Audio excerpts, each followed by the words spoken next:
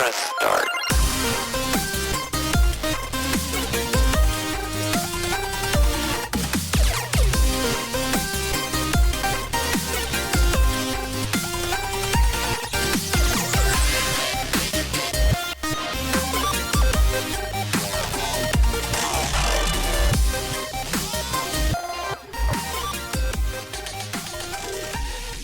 Welcome to episode 90 of Current Gen.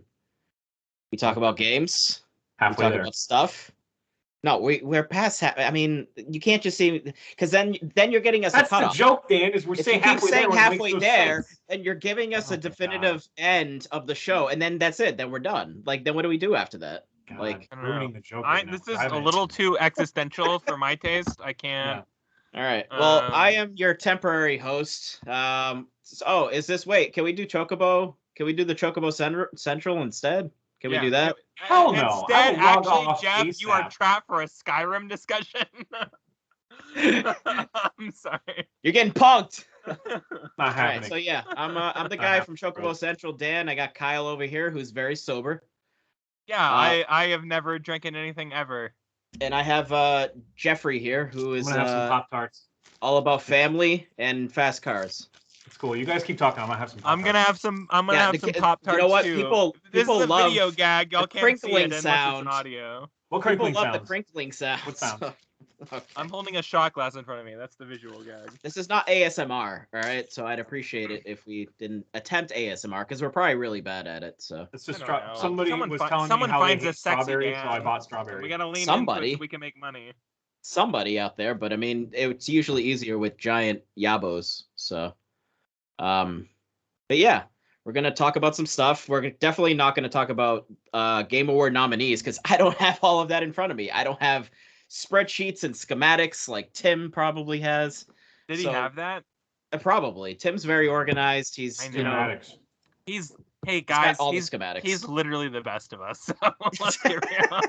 He is. He's the the hooligan backbone. showed up to the to the podcast hooligan. tonight, and that's just how it is. You know, funny though, I taught my nieces along, like they're both 4 and 5, and I taught them when they were like 2 the word hooligan, and they've just never forgotten the word hooligan. God damn it! What is up with my camera? I'm don't still know. here. All I know is you're a good uncle. That's all I know. Yeah, I taught them the word hooligan, and they really enjoy that word. So it's cute and humorous. I don't know what's going on with my camera. It's probably because it's plugged into a USB adapter, and it's for some reason freaking out right now. So this is great. This is good There you stuff. are. Here I am. This needs to stop. But we'll do the idea. I think maybe Jeff had it or Kyle. One of I don't have ideas. the next gen report card year 1. So we're gonna discuss our feelings, our thoughts. Pop-Tart went down the wrong pipe. Yeah, there you go. That's like when Michael Scott is trying to eat what the hell is he eating? Tiramisu, and he keeps choking Tiramisu. on tiramisu, and he keeps choking. Mother. Oh my god.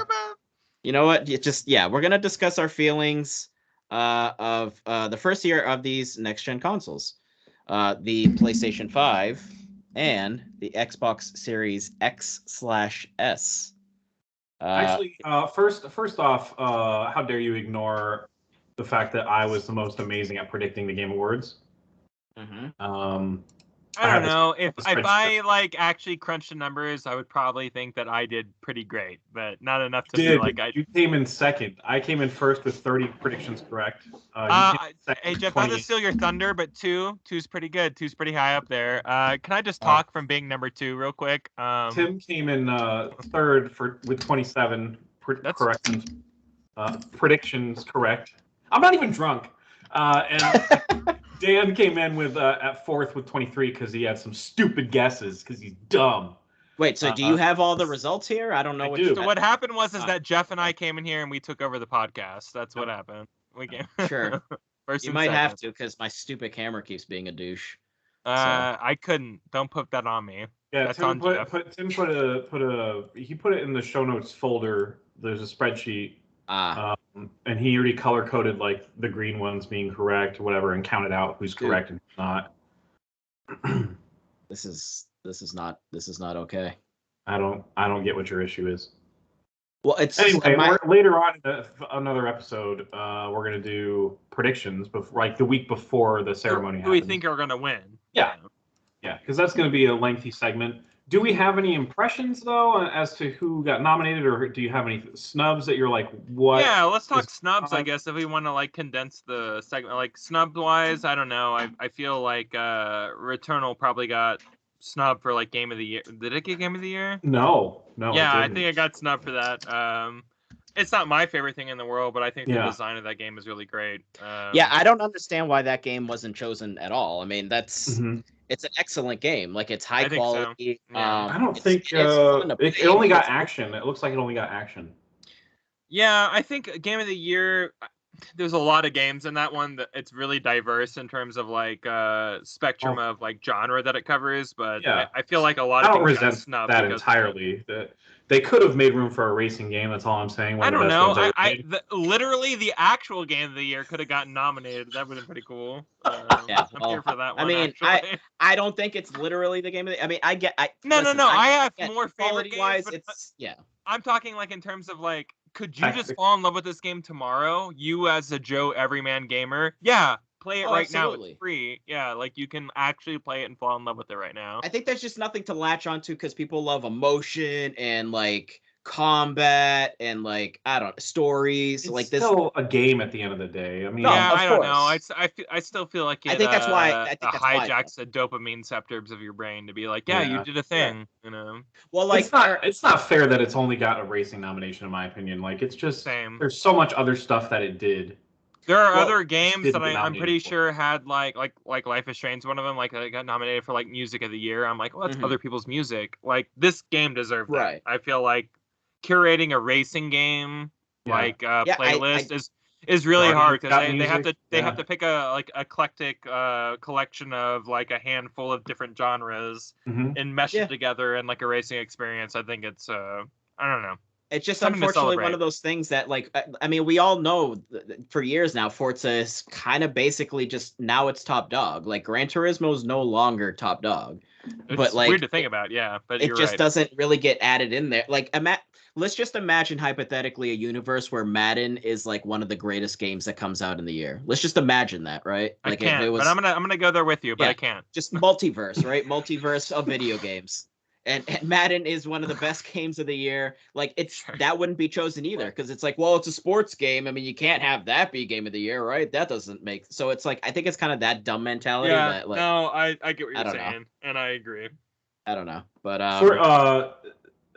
we'll talk about Forza. I would imagine, right, a little bit later because I think we're all still playing it. I mean, I know Dan and I are.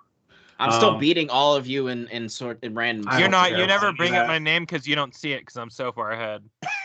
Sure. You don't even see it anymore. You're not even halfway there. You're all the way there. Games for Impact. I just wanted to say that Chicory got nominated for that. And I think that's hilarious, and so did Boyfriend Dungeon. And what's the impact? Like you're laughing at how stupid it is, or whatever. I really thought. Thought Unpacking would get a nomination just because it felt like one of those indie games everybody makes fun of, like in our group, but. Critics love and the industry loves. They nominated it just because it's so minimalistic, but it's telling you so much or whatever. And feelings and no nominations for Unpacking, so I'm kind of like I'm actually a little happy about that. But Boyfriend Dungeon for Games for Impact. I mean, I didn't play it, so I don't have anything to say about it. I downloaded it. I'm gonna play all of these Games for Impact because I want to see what's the impact here. Are you kidding me with all this? I can't wait for you to just send us a picture of you just sobbing as you're playing that game. Tears. Life is Strange: True Colors is the one that makes sense in this category. That's what I will say. And if it doesn't win, then rigged. It's rigged. If the game I like doesn't win, then it's all rigged. That's basically. I'm gonna need a recount because I didn't win. Recount for 10 months. Yep. Yes, absolutely. There's not a whole lot of. I think we'll have more to say when we do predictions finally. Yes. We will do that at a later time. But like I was saying report card, and then I think report card shifted because my camera was being a douche. But yeah, report card. And I had the spreadsheet that you. I have the secret spreadsheet that you. You're all about spreading those sheets, Jeff. Oh yeah, for the ladies every day, making it rain. You're such a slut. From my wiener on them. What? You're the boyfriend in the boyfriend dungeon. I am in the consensual dungeon. Yes. The consent. Okay. All right. Yeah, it's on, getting too PG in here. It's getting too PG in here. Dad's not here. We can just go balls to the wall.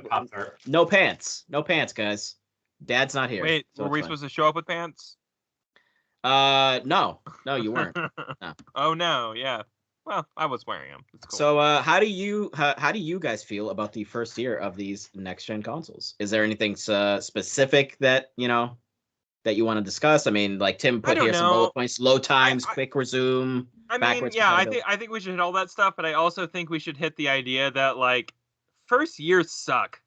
They always have. Yeah. Almost for every generation, maybe ever. I don't know. Yeah. They suck. So like the fact that we got like so as much as we did, pretty miraculous. And I don't know if we're celebrating that, Well, because I mean, we've had years that are like, oh my god, that was insane, and like people just compare all the years. Middle of generation years, right? Right. This is a first year generation. We're talking about generations that are spread across development on 2 different systems, maybe 3 if you're talking Xbox, maybe 4 if you're talking Switch. You're talking about like splitting that stuff up across a lot of different like development teams, and in a year that we got like Ratchet and Returnal and Resident Evil 8 and like I don't know, we got a lot of stuff this year that was like this is Deathloop, a new Metroid game, and 19 years it's been since a new Metroid game. Like, I don't know, guys. We can be semantical all we want about like I don't know. It's like an okay, and it is an okay year. I'm not gonna be like, hey, 2021 was like the year to remember, but it was a solid year. I don't know if we can call it a light year anymore at this point. I don't think that's we had a lot of stuff, especially if you take into considering the asterisk of it being a 1 year or a cross-generational year. So it's also a super weird year because we're like, I guess like tail end sort of in a pandemic still. I mean, I guess depending on how you feel about it, and at this point you have to count pandemic delays. I think you do. Yeah, because certain things definitely would have probably come out, but then kept getting pushed back, so some of that is into 2022 probably, like because Halo was supposed to launch with the console. Right. Pretty sure Halo was supposed to come out a whole year ago as of today. Yeah, exactly. So I mean, for me, the big thing for this generation has been the load times. The solid state drive is like a godsend, dude. For a long time, I've been like, we just need like these games to load faster. Cause like you say like, oh, that took a minute, and that's really not that long. But like when you factor in certain games, like say like a Skyrim, for example, right? Like I kind of forgot that like Skyrim, you're going in and out of buildings, like in a tavern and then out of the tavern. It's not just like you open the door and you're just outside. So like that has to load in between. And like they just updated it to, on the PS5 to take advantage of the SSD, and it's like, oh, this loads so much faster. Like, and that's an older game, so it's like I'm appreciating this old game even more so now because of something as simple as that. Like, it's such a small little thing, but being able to launch a game and be in it and playing within, I'm talking under a minute, I'm talking seconds, not hyperbolically, but like that's how long it takes. That means something. That's a currency within the next generation of gaming, as we call it. So I don't know. I think that's an important thing to to talk about, because I remember it taking minutes to load Skyrim, like where you look at maybe 3 items as it like revolves around and tells you the lore of it. Three items, before you actually load in the game. That's a minute and a half. I think it's 30 seconds per item, if I'm not mistaken. Oh, really? Maybe it's 20 or 25. But like, I mean, you don't even get through an item loads and the words start coming up and you're in the game. Like, it's like you can't even read the lore anymore. You exit a building. Wondering, especially with games like Spider-Man, where it's like, hey, some of the fun was like riding in the subway and seeing that, like, how are we going to hide those now that like loading's instantaneous? Like, how are we going to get creative with that stuff? All those screens where they were trying to be creative and give you like lore or like tips, like it's just like not even like you read like two words and it's like it's already gone. You're like, oh, okay, well, probably, I guess maybe not that useful. I definitely first noticed that in Spider-Man, where you hit fast travel and it just literally pops you up where you like to fast travel to, and I'm like, Oh my God, this is what we've been missing. That's over. Yeah, we're over. We're done with all nuts. this. And that factors into things like, that's listed here in the notes. Quick resume. I mean, you can't have quick resume without a solid state drive, right? I mean, it's literally like just storing information to be able to just jump right into that game, have multiple games open, essentially, almost like on a PC, just having multiple windows open. Like, couldn't do that before, really. So, I mean, that's pretty fantastic. Yeah, it's pretty impressive. I think PS5 is the one that only lets you do like one at a time, right? Well, yeah. Xbox is the one that's like, I don't know. somehow quick resumes games. Quick resume specifically is, I believe, the feature that's on the Xboxes. That's Xbox's claim to fame. Gotcha. Yeah. Yeah, I felt bad for Xbox's first year, honestly, because they don't really have like a game that can show off the console that's theirs. You know what I mean? Like, and they don't have an exclusive. Spec-wise is more powerful. It is a more powerful system. I mean, they have Forza Horizon 5, I guess. Okay, so we waited that long for something amazing to come out that can truly show off the console's capabilities. But that was like one game, and you had PS5 that had 5, 6. You can count Miles Morales. It's been a year. So, I mean, Miles Morales, Returnal was PS5, right? That's an exclusive. Yeah. Yep. Ratchet. Ratchet and Clank. Even Assassin's Creed Valhalla. I bet you a lot of people played it on PS5. I bet you it did. They can't, because it launched at the same time as the last generation. So yeah. I'm just third-party games. Like, I'm not really like Xbox Series X was bragging about that one at launch because that's all it had at that point. Like, sure. Like, we don't really have any exclusives. So look at Assassin's Creed Valhalla, guys. Well, they bought like 5,000 studios, but then. And I bring that up because Assassin's Creed Black Flag was like the big flagship of the last generation. Was like, look, we're the next generation of Assassin's Creed launching at launch, and like that was Valhalla this year. It's kind of an echo of that. Yeah, except I like Black Flag more. That's going to be almost every year. Well, I mean, it was at one point, but not anymore. Yeah.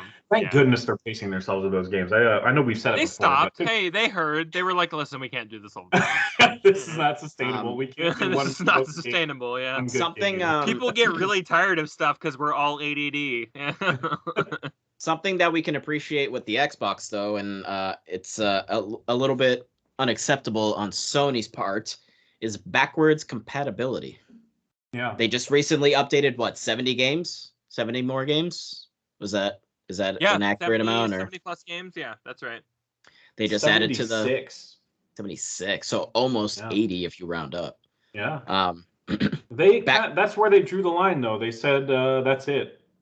Okay. They said apparently this is the final update, yeah. Oh, is it? Okay. So everyone who's waiting, I don't know, for stuff like The Matrix, you're just going to die hungry, I guess. Yeah. But I mean, again, like backwards compatibility is, for me, like, it's just, the idea of it is nice. Maybe you don't go back to those old games super often, but like, it's just important. It's important to be able to have those games be available instead of just getting lost in the ether. Yeah. Like, there's so many, like Scott Pilgrim had to get re-released recently, and that was like a big deal. It's like, oh wow, they it's really troubling that like the I don't know, the historical background of video games could disappear because something as simple as IP ownership gets in the way of being able to historically document them properly. I actually fear that it's something that we should all be worried about. The fact that like Scott Pilgrim had to like jump through hoops for years to get remade, like that's insane. And that's a small game. Think about big games. You know what I mean? Like, what if Bethesda goes under in 10 years? Like, we all can't play Skyrim ever again, Kyle, I don't even want to think about it. I don't know. That's the future we're looking at, though. Yeah, me neither. Yeah, I don't we're all playing it with like 20 frames per second, like hitting vampires. Like, yeah, we're gonna miss it. Okay. I'm gonna need you to jack me in like Matrix style into Skyrim, please. Just I don't even. But like, it's a real thing. Like when things go under and like ownership gets murky, we don't know how to like keep those games relevant in the current times of being distributed for a monetary profit. Because that's what it's about, making money. It's not about the art anymore. Right. Well, it's like with Rock Band. Like I miss playing Rock Band, but like I have I think 3. Good example. I'd have to double check, but I might have all 3 of them back on PS3. But like I'd have to take out my PS3, and I have the original like backwards compatibility like 60 gig model. And that thing sounds like a jumbo jet, dude. Like it literally will shut itself off because it overheats. Yeah. So it's like I can't even really play Rock Band. I had one of those for many years to play my Metal Gear Solid 4. You know, whenever I wanted to return to that. Yeah, exactly. You can't even play Metal Gear Solid. That's literally stranded on that one machine. Like, yeah, it's done. Yeah. Sayonara. It's so unless you're comfortable figuring out emulator nonsense on their PC. Sure. Because that exists, but there's it's almost like jailbreaking something. You know what I mean? Where it's like there's a risk reward. And like there's a weird part of me that like, yeah, to virtual signal. Like I want the money to go to someone. I want like the hey attaboy or whatever that currency is to get to the person who made the game to be like, hey, we like this, you know, do this more, or like, hey, we like this. So it's like, I don't know, to emulate something on not that Konami needs money with all their pachinko machines, but like, you know, I don't know, like, you know, I'd feel bad about stealing other games and just being the thing for like, me though, the thing for me though, it's not stealing if you already have a physical copy, as far as I'm concerned. I don't think it is. I've bought Metal Gear Solid 4 like 10 times now, so I can steal it as many times as I want to. Well, there you go. Metal Gear Solid 4, Kyle, was my first PS3 game. Yeah. I traded in a lot of PS2 games to get the PS3 and get this limited edition Metal Gear Solid 4.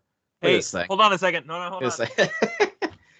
Yeah, it's got a little, I think it's got an art book in it, maybe? No? It's got a Blu-ray? I don't know what the Blu-ray is. Well, I mean, Metal Gear is basically a movie, right? So is it just the cutscenes? Yeah, it's just the cutscenes on a Blu-ray if you just feel like watching that. I feel like watching Raiden do, like, breakdancing with a freaking katana. A futuristic katana. It would take me too long to find, but I have the exact same thing. That's okay, yeah. But it's like a nice box and everything. Like I was so excited to play this, like my first PS3 game. Good stuff.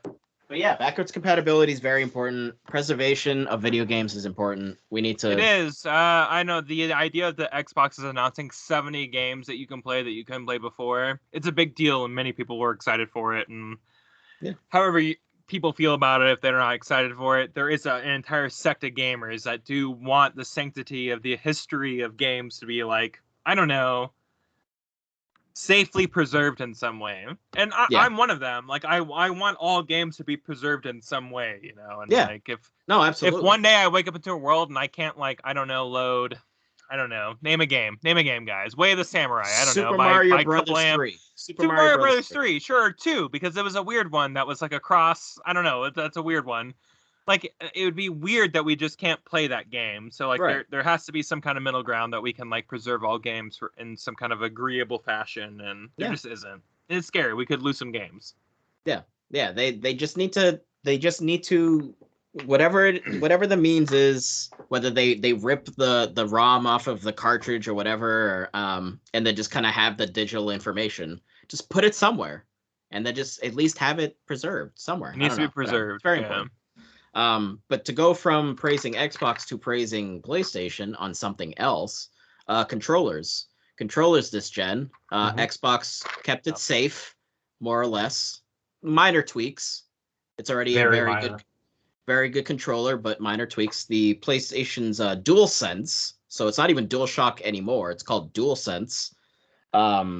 Definitely a improvement and definitely a different controller compared to DualShock 4 and all the previous iterations. Very next gen to me. Very. Yeah, I haven't really played a lot of shooting games, so it's not something I noticed too much. But the what was it? The Astro Boy tech demo game thing that came with the PlayStation. I forget what it was called. Astro's Playroom, I think. Yes, thank you, Playroom. There was one particular section where he's on like a spaceship, and you're kind of having to like snake your way upwards, and like that for me was like the first moment I was like, holy shit! Like these triggers are insane. Like whatever's going on under the hood with these, because it's like the way that they vibrate when you're in that spaceship is like I've not experienced anything like that. Or even after that in like just full retail games, I haven't actually experienced anything quite like that to that extent. Yeah, it's a very cool controller. It's a little beefier compared to the previous DualShocks. So what do you guys think? Do you enjoy the DualSense that much more? Yeah. I think DualSense is a major proponent of what feels like next gen is next gen, to be honest. Yeah. There's a lot of stuff there that like feels really good and really unique, and I think last generation, like Microsoft kind of introduced this idea of like HD Rumble, and even like Switch kind of was like, hey, you can feel how many marbles are rolling around in your Wii remote or whatever, or your Switch marbles. Yes. I don't know. Like I feel like they've been trying, but like this is the first time I was like, no, this is it. They're doing it, and like they're even not making it a big deal about like their, like we don't talk about DualSense ever. Like maybe a little bit, but like it is not a big push for PlayStation. It's like, hey, just play our games. And I'm like, yeah, but feel the rumble too, guys. Jesus, like playing Returnal is unlike any experience I've played all year, rumble wise. Yeah, dude. Even Kenna, a lot of really unique rumble experiences there. Resident Evil Village, a lot of unique rumble experiences there. Another one in Astro Playroom. Actually, I forgot. There's a part where I think you're like in this like orb or something, and you're moving over kind of like this rough terrain, and the controller's vibrating in all sort of the different patterns of how you're hitting that terrain. Like, dude, Astro's Playroom is like awesome, just to kind of get a feel of what the controller could do. I don't know why. Yeah, exactly. It came with the like system. You could spend your entire first day exploring your PS5 playing just that game, and like. It's a good day of gaming, Yeah, these devs need to do a little more exploring with the controller, because I mean, what they did in that, and again, it's a free thing that you can play. Like, I haven't quite experienced to that level in just some of the retail games that have come out. So yeah, they need to. I think the Kena stuff was what made the Melee extra good.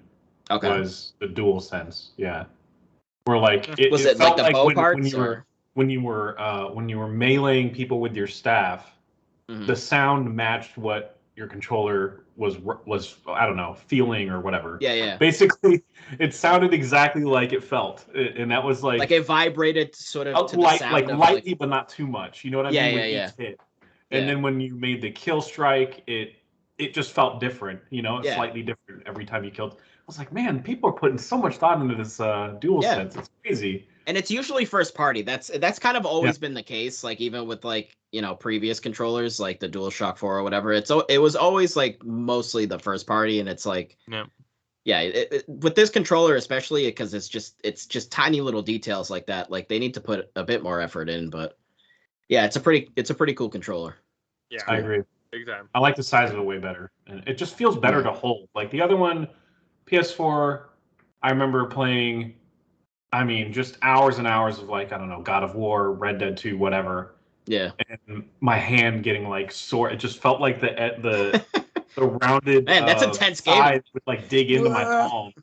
Like it's just sometimes it was too much, and now it just feels more rounded and less like it would dig into my palm a little bit. It's funny when people say that, because I've never had that issue, but then like when it is like if you hold one and then immediately hold another, it's just that's when I notice it. But otherwise, it's like my hand, I guess, just acclimates to that. So, but yeah, this definitely feels it's a nice controller. Do you remember when our hands acclimated to the N64 controller? That was fun. That spaceship, yeah, absolutely. Unnatural like hand movements. Move my hand over here. Yeah, it looked like a Star Fox. I was never better at video games. Okay. Hey man, it's the first analog stick on consoles. All right, it's very important. Very important. Yeah. Yes, analog. But yeah. So I mean, to closing thoughts on year one, does this generation feel different or special in any way, more so than any of the other ones? I felt the biggest jump in technology on the PS5, just in terms of presentation, OS wise, and the UI and stuff. Yeah. And just how quick and speedy everything is. I know there's like technical issues where like sometimes mine doesn't connect to Wi-Fi, and that's a whole thing. Sure. Yeah. There's always going to be wonky stuff like that. Yeah. But with Xbox, it just felt like just more of like a linear change, like kind of like a samey change. It's just better tech inside of it. Yeah. But everything else you interact with feels the same. Sure. Whereas with PS5 just felt like it was like, oh, this feels like a new freaking PlayStation. Yeah. And obviously the games run great. We've already talked about how the games run. The games run awesome. So I mean, I think it's been a better upgrade for PlayStation than Xbox this go around. I'll say if this is our first year and we're supposed to just go up from here, this is a great foundation to start from, you know? So I couldn't be happier. I don't think we're ever gonna get that like Xbox to Xbox 360 jump, you know, like in terms of fidelity, PS2, PS3, where we're like, hey, did you play King Kong on Xbox? And it's like, yeah. Well, did you play King Kong on Xbox 360? And it was like, no. One was like playing real life, and the other one was like playing like Super Mario Brothers, you know, like. And I hate to like put it in those terms, but like the jump there was like so. We're never gonna experience a jump like that ever again. No, like it's like finer details now. That non-HD to HD jump where everyone was like blowing their heads up over, but like I don't know, like I played a lot of games. Like Borderlands 3 is a good example. Borderlands 3, it's very artistic. It looks cool. It's vibrant, right? You know, it looked cool last gen. You download it on PS5 or Xbox Series X. It's beautiful. It's like one of the best looking games maybe ever, you know? Like it's kind of crazy that like you can go back to old games that came out maybe 3 or 4 years ago and like put it on this system and go, oh my God, a little HDR, a little 4K. Like it pulls this art style so far along that it almost doesn't age the last generation in the way the generation before it did. You know what I mean? Like when you're trying to play PS2 games on PS3 and you're like, oh, this is old, you know? Like I don't know. Like when I go back and play an Xbox 360 or PS3 game or PS4 or PS5 or Xbox One game, it doesn't feel dated. Like it feels like we're still in the same generation of mechanics and stuff like that. So like the only thing that's changing is graphics. And if they're just upgrading those graphics and nothing's really changing, you know, and I don't know. I find that this first year was really interesting in terms of what games were released and what was able to play and stuff like that. And some surprises. I don't know. Big surprises. Yeah. I mean, Guardians? to open up on a generation with like something like Guardians or even Miles Morales, which was day one.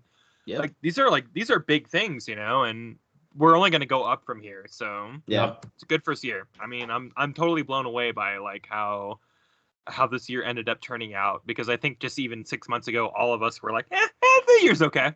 Yeah. And it's still, I'm not saying it's like one of the greatest years ever or anything. We'll still talk about Hitman 3, but we were still talking about it like heavily. Yeah, I'm not. Well, and I'm not petitioning for best year ever, but the year turned around. Yeah. Well, so for me, it kind of was a big jump because of two things. One, like I had just the base PS4, so I didn't have a Pro. I didn't have a 4K TV, so I literally got a 4K TV and then the PS5 like a few months later. So like 4K plus PS5 and then a solid state drive. I my 4-year-old laptop doesn't have a solid state drive. Like that's a generation. A lot of these new things were new experiences to me. So like from PS2 to PS3, like going to HD, like that was obviously very noticeable. So I get that for sure.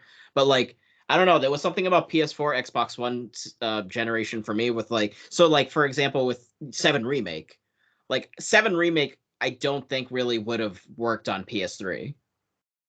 Like, I just don't, the way that game plays and the way that game kind of like is, I don't think it would have been like that on the PS3. I don't think it would have been possible. Because if you look at Versus 13 and then when it became 15, like if you see the couple of trailers and the gameplay of Versus 13, it's definitely a little like more kind of rough around the edges. I mean, obviously they were still developing the game. But like it just didn't look like what 15 then ended up being. So well, the cell processors were so un-PC like, they were so their own thing that like developing for those cell processors on the PS3 was so difficult. So like now like the PlayStation is just a PC. It's just an Xbox. You know what I mean? So basically, I'm just saying that like the PS4 generation for me was really special. Like I definitely loved my PS3, but like I definitely liked, I think, PS4 overall more. So then kind of coming into PS5, I was like, all right, well, you know, things are going to load faster. That's cool. But then like once I actually got into it, it's like, oh, okay, 4K. Like now I'm experiencing that. So like now I'm kind of actually like getting a few things that are new and special to me. So It's interesting because I didn't think about skipping the Pro or Series X generation to like, because that was a major step. We all got that. A lot of us got that half step before we saw the full step, and like, I bet the full step is way more impressionable than the half step that a lot of us got. Yeah, because like 7 Remake Intergrade, like I know I keep bringing up Final Fantasy because I mean, what a surprise. But 7 Remake, like you even Intergrade, you definitely notice like lighting and just little tweaks like that. So even you appreciate little things like that. God of War was felt like the biggest jump. Oh yes, God of War. I had that 4K TV. I had PS4 Pro. Yeah. And PS5 and then I got a new 4K TV after that. But PS5, God of War on this new OLED 4K TV. I mean, dude, I can't even imagine. That game's already gorgeous. I was like, how is this possible that it looks that much better when the I have no idea. Well, I don't know what kind of magic they pulled off to pull these graphics out of that game, but it's so crazy to me. I haven't even tried Last of Us yet. I apparently they did some type of brief upgrade too for PS5. I think it was more frames though, right? It wasn't like a 60 frames, I believe. I don't think it loads faster yet. I don't think it takes advantage of the solid state drive SSD, but that's 60 frames. That's not possible. It does. Wait, what do you mean? I assure you. It does? Yeah, it's just loading your game. So I mean, well, you know what I mean. I'm saying taking advantage of the solid state drive. I'm saying loading it in seconds, though. I mean, it's impossible for a game to not load in seconds on a solid state drive. Solid state drives are they are what they are, and if the things that are on it are gonna load super fast regardless. Well, doesn't it have? But don't they have to make it so because it's a PS4 game technically?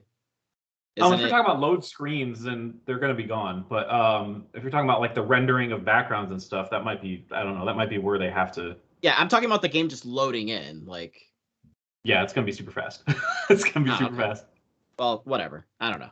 I thought it was just the frames that they tweaked, but I could be wrong. I know I popped it in. I know they did something. Yeah, because that's what I read. There was an update. Yeah, for sure. I thought it was just the frames. Maybe I'm mistaken. Maybe they just added more Rule 34 scenes. I don't know. Oh, wow. Yeah. Just stop. Right. Nope. Oh, no. Nope. Yeah, no.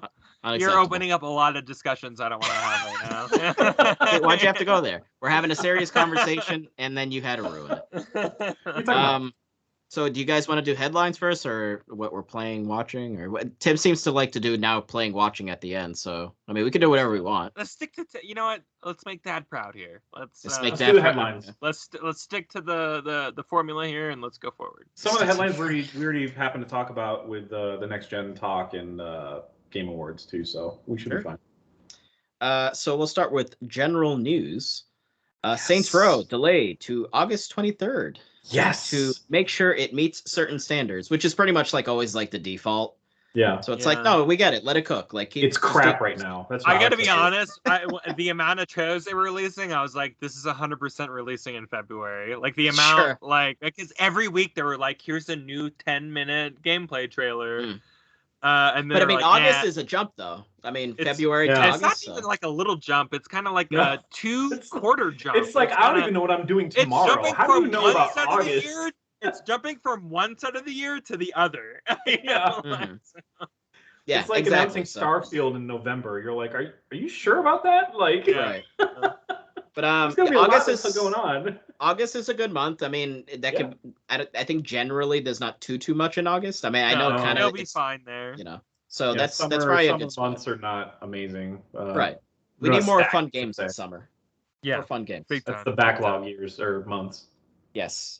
This is actually now, guys. I'm sure you. This is the news of the show. This is the headline. This is the thumbnail right here. Yeah. Okay, yeah. This is the main. This is what it's all about, guys. Is it? Warner Brothers has officially announced Multiverses, which had leaked. It's Smash Brothers style fighting game. The game will be a free-to-play fighter and will mainly focus on. Who's gonna pay for this? And will mainly focus on 2v2 gameplay. I actually wasn't aware of that. That sounds absurd. Why wouldn't it be 1v1, v1, or just do whatever you want? I don't know. That sounds weird. Nope. No. It's basically going to be released on everything.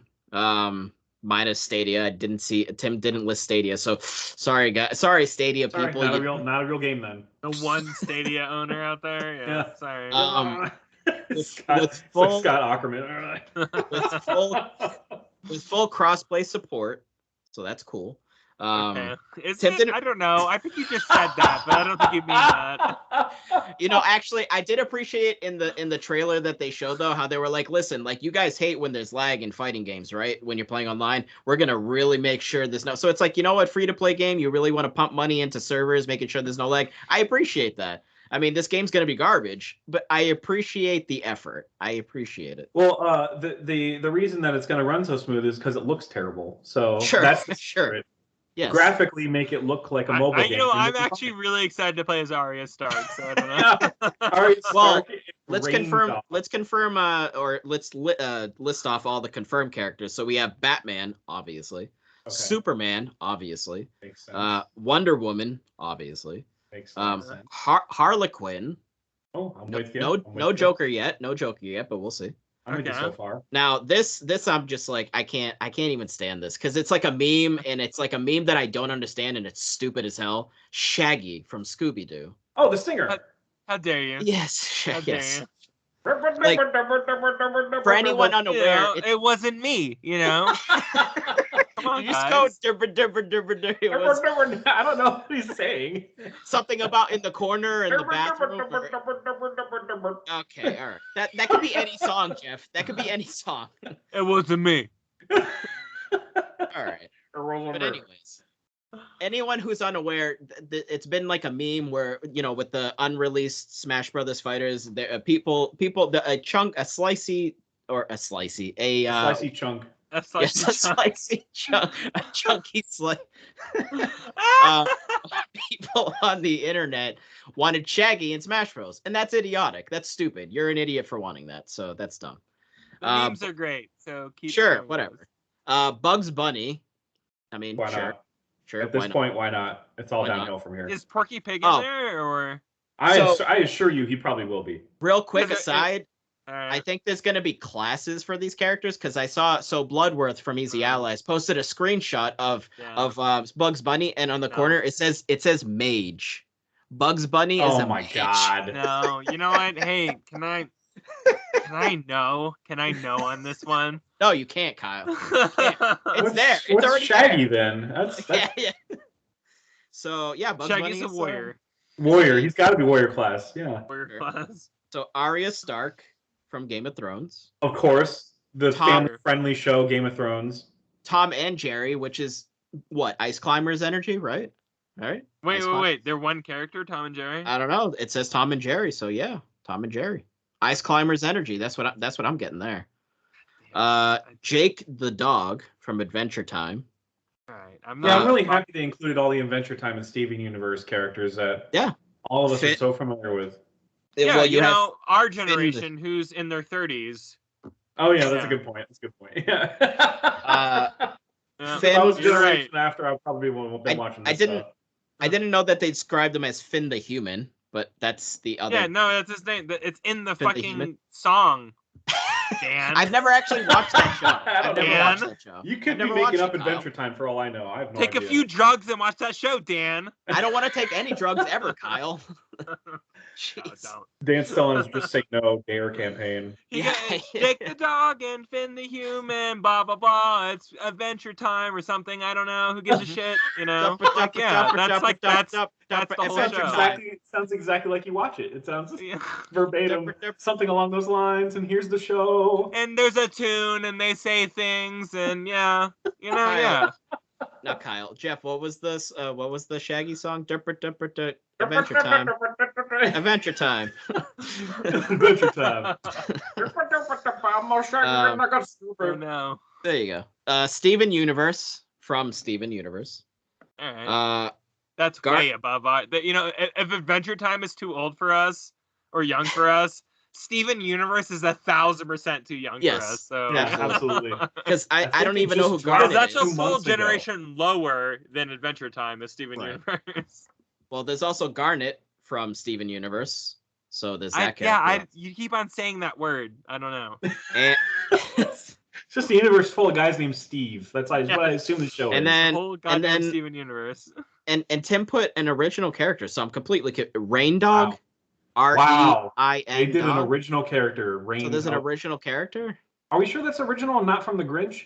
I don't know. I'm that's literally Matt's, looking Jeff. for a button to pivot us out of this, and like I don't see it anywhere on my keyboard. Well, that's the end. Okay. So.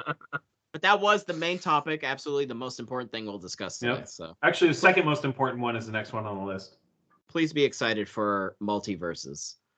Earthworm Jim animated TV series announced to be in development. Second most important news, Kyle. Yeah, second most important. Please be respectful. I won't. I'm trying so hard to be respectful right now. This is the reaction I was hoping for when I put this in the notes. We all suddenly care about some Sega has-been mascot having a fucking animated series? Get the fuck out of here, man. Jesus Christ. The developer Interplay Entertainment is partnering with APA, whatever. Yeah, the Afterlife to bring the project. Bradshaw from WWF, obviously.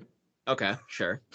But yeah, Earthworm Jim. Actually, the article that I read did not say what APA stood for, so I have no idea. It could be, it could be a bounty hunting. Can I be real? Like, Earthworm Jim is cool, man. It's like the Ren and Stimpy of video games. Like, we should like lean into it. I'm totally into it. That's what they're that's what they're doing. That's what the whoever the president of the developer is over there. That's what they were saying is like, yeah, we're just gonna go balls to the wall with how zany this universe is because there's a lot of like little details in the universe. It's a weird, gross universe. For a fun show. And I mean, he's literally a worm just sticking out of like a muscly like body, like it's just a worm, like it's just weird. And it's like a universe where Earth is like a myth or something. So and every time you fight a boss, it's like grotesque and weird and surreal looking. I don't know. Yeah, like I'm in for a whole like revitalization of that series, but like, yeah, I don't know. Yeah, make it all Ren and Stimpy minus the weird creator. Give me Ren and Stimpy vibes, and that's that guy's a creep, right? Yeah, the Ren and Stimpy. That's what I recall. I don't remember specifics, but So Kyle, please be excited for that. I'm trying. I put this one in here because I thought it was just absurd. I didn't actually put specifics. I just put like sort of the headline. Yeah, the headline itself, I didn't read deeper either, and I was like, "That's the dumbest headline I've ever read." I can't believe that. Kyle, I'm not sure if you're aware of this, but researchers at Georgia Institute of Technology found that the actual act of Thanos snapping his fingers while wearing the Infinity Gauntlet was actually impossible due to physics. Pass. But Kyle, they did science. What was the last guess? They did science on fake comic book magic.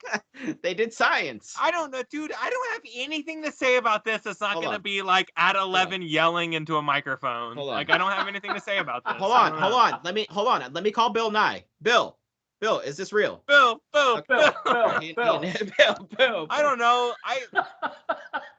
This is dumb. I don't know. It's really funny that scientists are working on saving the planet. Right. Yeah. Yes. They could figure out a different kind of fuel than what we're using now that would not require us to spend any money. But instead, we got to figure out if Thanos can snap his freaking fingers with an Infinity Gauntlet on. It's like when Neil deGrasse Tyson pops in and goes, "Yeah, Sandra Bullock would have died in that movie." Actually, it's like, dude, we don't care, man. It's like, damn it, Neil. We're just trying to watch Sandra Bullock survive in space. You don't need to come in with all your freaking science, you know. Anyway, George Clooney's being all, "Hey, you gotta go." George Clooney's like, "Hey, I'm here just to die." Hey, whoa. All right, I'm here. Sorry. I'm here to die super early. How's it going? That's my George Clooney impression, by the way. Is it good or? Yeah, absolutely. I'm George Clooney. Absolutely. All right, he's a going. I thought basically George Clooney just joined the call. To be honest, I thought he joined the call. Hey, all right, let's do some pranks. Like maybe 5 to 10 questions. All right, let's get real serious here, because you know what? And I wrote some notes under it. Let's get real serious. Bobby Kotick, or Kotick, however you say that dumbass's name, doesn't deserve a correct pronunciation. Is a huge douchebag. All right, that's the headline. That's the headline that I created. So newer information about all the just gross things that have recently, recently came out, but have been happening for years. Activision CEO Bobby Kotick knew for years about sexual misconduct allegations at video game giant. As of yesterday, 1,600 Activision Blizzard employees have signed a petition demanding Bobby Kotick's removal. And then this one's just funny because like people think change.org actually matters. A separate petition open to members of the public at change.org is also attracting considerable attention and is now approaching 16,000 signatures. 16,000. This is like the whole South Park Theoretical Dollars episode. 16,000 signatures. My God. But the real thing that matters there is the employees, obviously. But yeah. Just seriously, Tim, I'm sorry for the censoring because Kyle's already dropped a couple F-bombs. But fuck Bobby. Oh my God, did I? Like, yes. Oh my God, no way. Oh no, did I? Oh no. But yeah, no, seriously, screw that guy. Like, screw him straight to hell. Because I can't stand his face. I want to punch him so bad. And it's just, he seems like an awful CEO. He just seems like a douche. I can't stand him. It was like the last thing where he was like, I'm taking a pay cut of $160,000. Yeah. I'm like, yay. I hope you choke on the $130,000 extra you're making more than me right now. Oh yeah, absolutely. Mister, I'm cutting myself to the lower class. Like, yeah. I don't know, man. I think this guy lives on a different planet. Yeah. I think the board and the shareholders are going to eat him alive.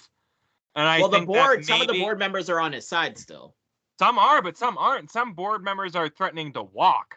You know, it's like, so there are many on his side. I'm not trying to downplay like that side of it or whatever, but like it's a thing right now, man. Like it's a thing, and like it's I don't know. It's one of those things where it's like this is like something has been said and it demands a response, and a response will be made. I don't know what that looks like, though. I don't know if that looks like Bobby Kotick stepping down or making some other kind of grand gesture, but like something will happen. Yeah, he just needs to go. That whole company just needs to like change their mentality. Because like starts with him. It starts with him. Yeah, like it starts with him. Yeah, absolutely. Dude, if he goes, then the people that also carry that stupid mentality, will eventually fall like dominoes. So he needs to go. But it's just frustrating that you see all these headlines with like Xbox, Phil Spencer saying that it's actually at first it was a rumor, and then Phil Spencer confirmed it. Yeah, he confirmed the report. He was like, "Yeah, I mean, we've been talking about it, and it's alarming what's going on over there. There needs to be some change and blah blah blah, inclusiveness, LGBT, blah blah blah." And and then I think the EA.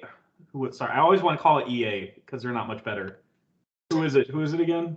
Activision, Blizzard. Activision, yes. But yeah, they just replied back and said we're working very hard to foster. Hey, we're trying to fix this. They're just doing the same bullshit statement, empty, hollow statements. At the beginning.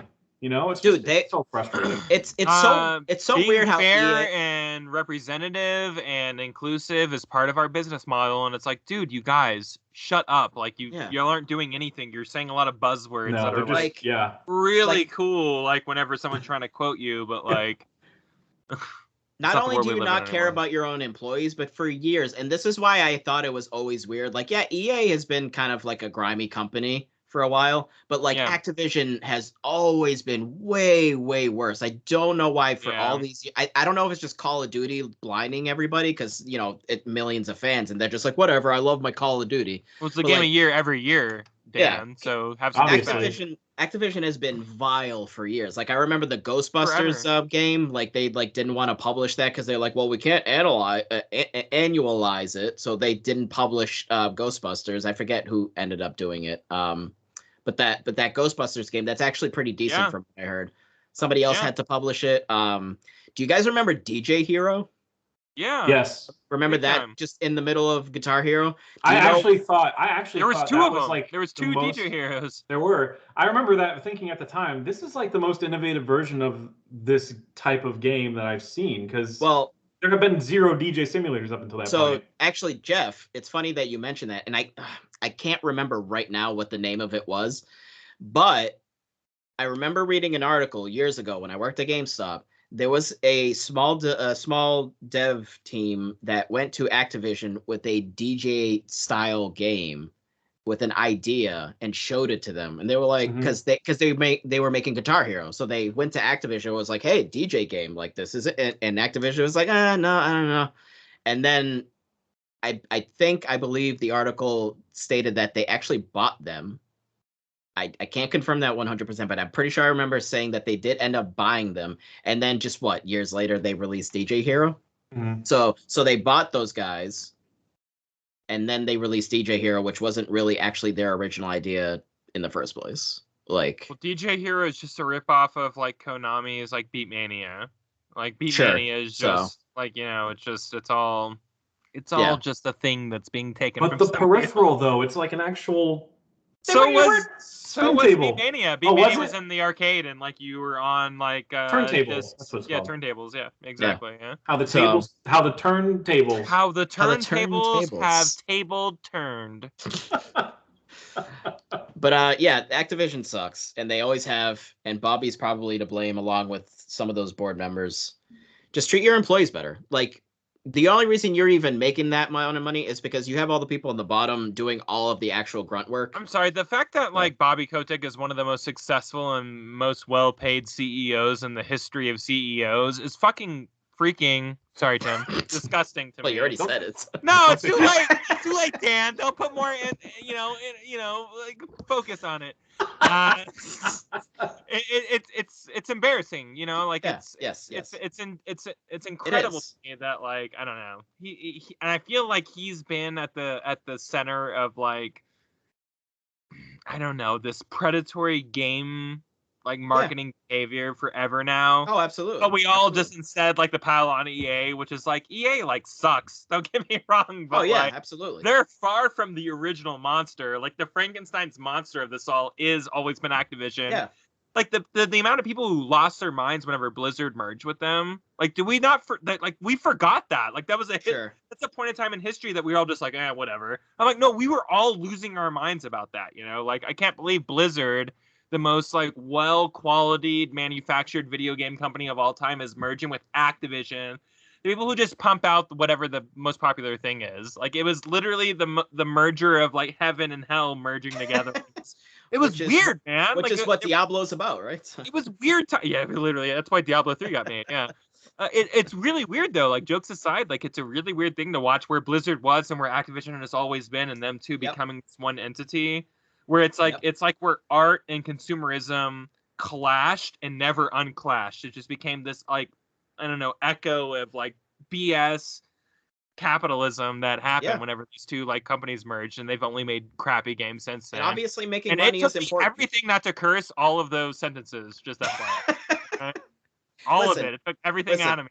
I get that making money is important. Absolutely. But let's not do that at the expense of trying to be as artistic as we can and people's well-being, you know? Let's just find a balance. Like I'm sorry if you're only going to make $500 million this year as opposed to $600 million. I'm so sorry. Like, you know, like people are more than happy to work for this industry, and how many people can say they're happy to like go work at their jobs every day? You know what I mean? Like these are people who like show up to code and to QA and to do whatever because they like really love their jobs, like, and to treat them like they're just like, I don't know, the next person on the roster to just like move through and get a younger person in to do their job for a younger wage or a lower wage. Like we need something needs to change, you know, in this industry for sure. It makes too much money to treat everybody the way that they're treating them. So if people, if these devs just feel happier and healthier, I feel like we'll get better games, better quality. Maybe they'll be more focused on making sure these games come out properly. Grand Theft Auto trilogy. Just looking at you. Oh, wow. Yeah. You know what? The real lesson there is actually Rockstar can only make Rockstar games. That's the real lesson here. Yeah. So that's a bit. They've already they issued a statement a few hours ago that was like, yes, they did. It was like a BP thing. We're sorry. We're super sorry. You can download the original versions for free right now. Yeah, I know that was part of it. And then they said at the end, like, please, can you not like harass and issue death threats to our developers? Which and you know what? Should be a given. Ever. Don't ever do that. You're not allowed to. And then there's nothing but memes under the statement, which I thought they were funny memes. So I'm like, I hope they don't think this is harassment because it's actually really funny. And Yeah, if you're but harassing, don't I hope threaten. the FBI shows up at your house and puts you in Guantanamo Bay. So, or Yeah. CIA, or whoever does that. You know? Yes. It's Stop top threatening men, people. Kyle. It's top men. I don't know. Top. Just stop doing it. Whoever's Top doing it, don't do it. men. Yeah, all the top, not the power bottom. Indiana Jones reference. Send them straight to Guantanamo Bay. All right. So yeah, now that we've settled down a little bit, let's talk about something. Let's talk about something fun. All right. Something badass. Sony news. Sifu, dying aging mechanic and in-depth combat preview dropped, and release date moves from February 22nd to February 8th. So that's always good. I always love when a date moves up. That's fantastic. I feel like we're getting so much video stuff of this, and I'm like, of course it's going to move up because look how smooth it's running right now and how confident the developer sounds. The developer did walkthroughs on the they were like 3-5 minute walkthroughs of the aging dying mechanic, which is like if you take X amount of hits, you die, and you can choose. Obviously, you choose to revive, or he revives on his own. And when he does, he ages up. But the more you die or collapse, the faster you age up. So it's like you could take one fall when you're 42 years old, and then when you get back up, you're like 47 now. So like it's not just years incrementally. Okay. So it gets worse if you keep dying. Sure. So I found that to be super fascinating. It's an interesting way to just not get your ass kicked the whole time. So you get penalized for being bad at it. Kind of. I heard that like even when you die, you maintain like your speed, but you may not maintain like the amount of times you can get hit. So it's like there's a give and take. Sense. Like dying's not the worst thing in the world, but there is something that gets taken from you. Is what I've been told. And then the combat was very focused on. They already did a choreography special where like they interviewed the person that did all the fight choreography, and it's awesome that they're putting that much care into it. Yeah. And all the kung fu and stuff. But this one covered more about like how does the fighting work in game, and I mean on top of it being kicky punchy as you expect, but it just looks like natural and fluid even though it's a video game. Yeah, it does. And they look kind of blocky artistically speaking, but like there's more to it. Like there was one clip where he jumps behind the bar and grabs like a broom or something, and just takes it over the bar and starts beating the crap out of people with it, and there you can like there's a part. Oh my god. This part was so cool, straight out of a movie, where he slides a footstool to somebody to knock them down. Nice. And I was like, shut up, bro. And that was just part of the furniture. That's like some Jackie Chan stuff. Yeah. And that's what they said. They said Jackie Chan's a huge influence on this. Oh, yeah, absolutely. It's very much environmental stuff comes into play. Like if you're close, kind of like, I know the Bourne video game, when that came out, they tried to do it there because Bourne was very famous for that. But like, yeah, if you're like close to a wall, just start using the wall against them. Contextual, Contextual, it's all that depends on where you are in the room that you can, where things will highlight for you and you can actually use them in your fight. It's going to be clearly there's a lot of care going into this game and the combat, combat's going to be the show of this game, I think. Yeah, like I had mentioned to you, Jeff, it's going to be very, very important for the AI to really be like matching up with you. Like if it's like doing something weird, funky, like it's just going to completely throw off the experience. So yeah, absolutely. Yeah, so far, I mean, obviously they're demos, and they're going to make the demos look great for the audience. Obviously, they're not going to make them look shitty in a trailer. Sorry, again, for cursing. I mean, horrible. So not good. Looked great when they showed it. The AI looked great and responsive. Obviously, again, it's hard to tell when you're not the one getting hands on. But I mean, so far it's been looking great. I'm glad they're feeling comfortable enough with the QA process and whatnot to move it up a few weeks. Moving on up. February's still a busy year, even without Saints Row. It's still a busy year, busy month. With Sifu, is Horizon still not Horizon? Oh, geez, is that the name of it? Yes, Horizon. Is that Elden Ring. I mean, Elden Ring. I think so. At the moment, I believe it is. But Elden Ring is also in there, so I'd be shocked if Horizon made that date. I mean, because they released like one gameplay trailer in a showcase, and like we haven't seen anything since then. They've been kind of weird about stuff like that. Like I feel like they're like, all right, yeah, like we'll show you something when we're ready, and then they do, and it's like it's pretty decent chunk. And then I mean it's a slicey chunk for sure. Especially that last one. Those 3 games is going to be pretty good for it's going to treat gamers well, or it has potential to. But they seem pretty confident when they gave us that more recent date. Yeah. So we'll see. It could, and if it needs time, then it needs time. Oh, Dying Light. That's another one that's coming out. Yes. Dying Light 2. Yeah, because that was originally December, and then now it's what? Is that February also? Definitely gonna. Life is Strange Remaster finally comes out then, and I already bought that with like a deluxe version of the True Colors. So like that's just gonna have to take a back seat that month. Sorry. I mean, as much as I love that game. Anyway, what's next? I don't know. Kyle, what is Kyle doing? So, Nintendo news, just one piece of news for Nintendo. Monster Hunter Rise is getting free Sonic-themed DLC. Oh, yay. Gotta hunt fast. Am I right? Gotta hunt fast, because Sonic goes fast. No, he doesn't say that happens. Sonic. Monster Hunter Rise's next DLC collaboration will be set of Sonic and the Hedgehog themed outfits. Oh, so it's just themed outfits, so it's not actually Sonic. That's lame. Jesus Christ, who's crumpling? What are we doing? That was me. I'm sorry. I was just moving something out of the way. God. I was checking my notes. I'm sorry. It's just so much sexy extra noises going on. Is that all the things I'm doing over here? That's the thing that you heard, yeah. The free update, which launches on November 26th, features 2 new special event quests, which can earn players new Sonic Unlockables. These include Sonic-themed clothing for the main hunter character, as well as a Tails outfit for the player's Palamute. Am I pronouncing that correct? That's right. Correct. Yeah, Palamute. It also includes a Sonic costume for the player's Palico, which lets them perform Sonic's spin attack. Oh, well, that's pretty fun. That's pretty fun. Isn't so? All right, that's not the direction I would have gone, but all right, good for them. Yeah. Good for them, I guess. Gotta go fast. Okay, Sega and Capcom are playing in a really weird way. How cool. Sure. Yeah, good for them. Mortal Shell. Actually, I forgot to mention this in the group because I saw that. I was like, I've been wanting to actually buy that and try it. Mortal Shell on November 23rd and Evil Genius 2 November 30th hit Game Pass this month. Cool. I'll try those. Derek really likes Mortal Shell. Yeah, y'all remember Derek? Yes, yeah, I think Derek? I do. Yeah. Who's that?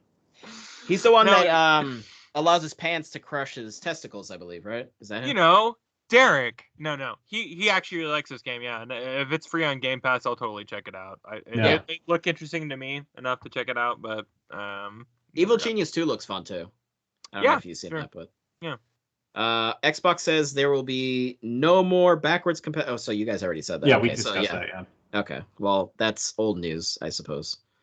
So, way to go, Microsoft. You don't even care anymore. Microsoft stopped caring about backwards compatibility. We're sitting here talking about how it's important, and Microsoft doesn't care anymore. Matrix is coming out in 3 weeks, and they're like, you know what? We're not going to release the Path of Neo. Oh my God, that's 3 weeks away. Compatibility. Right now. I'll never get to replay that game ever again. So it's important to the lore, right? It's important. It's not, important. But it is. It's very important. Or Enter the Matrix is also... That alternate ending by the Wachowski siblings or something are important. Absolutely. So is Enter the Matrix. I love Enter the Matrix. Let's not push it. Oh, come on, Jeff. I was just really bad at it, so I resent that game. It's really good. Sure. It's fair good enough. if you know how to do it. So this one would have made me furious if I didn't finally buy an Xbox. Which now I have, so I don't care.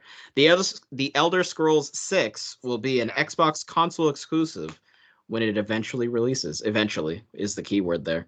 So asked about Elder Scrolls 6 in a new profile with GQ to celebrate 20 years of the Xbox, Phil Spencer, revealed his thoughts on how the upcoming RPG will fit in Xbox's lineup. Quote, "It's not about punishing any other platform. Like, I fundamentally believe all of the platforms can continue to grow," he told GQ. But in order to be on Xbox, I want us to be able to bring the full, complete package of what we have.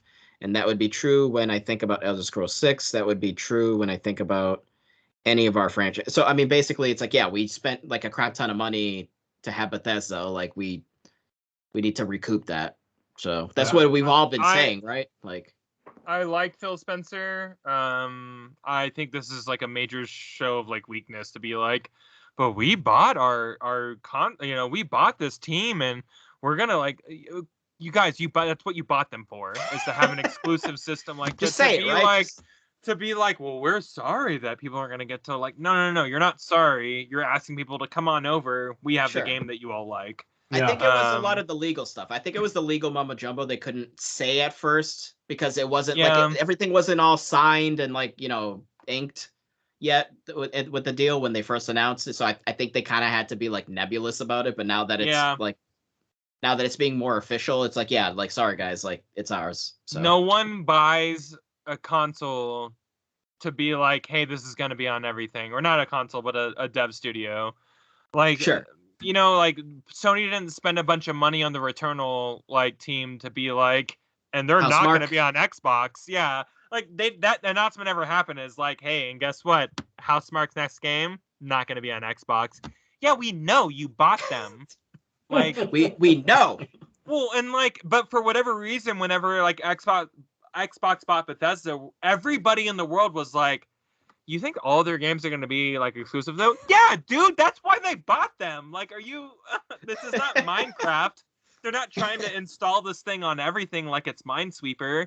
Like we're talking about Fallout, the franchise, Elder Scrolls, the franchise. Yeah. This is a major gift for Xbox that they should be keeping behind their gates by all rights and reasons of like why we own exclusive IP, Right. Or at least for I don't know. A while, right? I've never understood like this like hesitance to come to the fact that like, hey, Ghost of Tokyo Wire or whatever and Deathloop, those were your last Bethesda Sony games. That was it. You got them. That's it.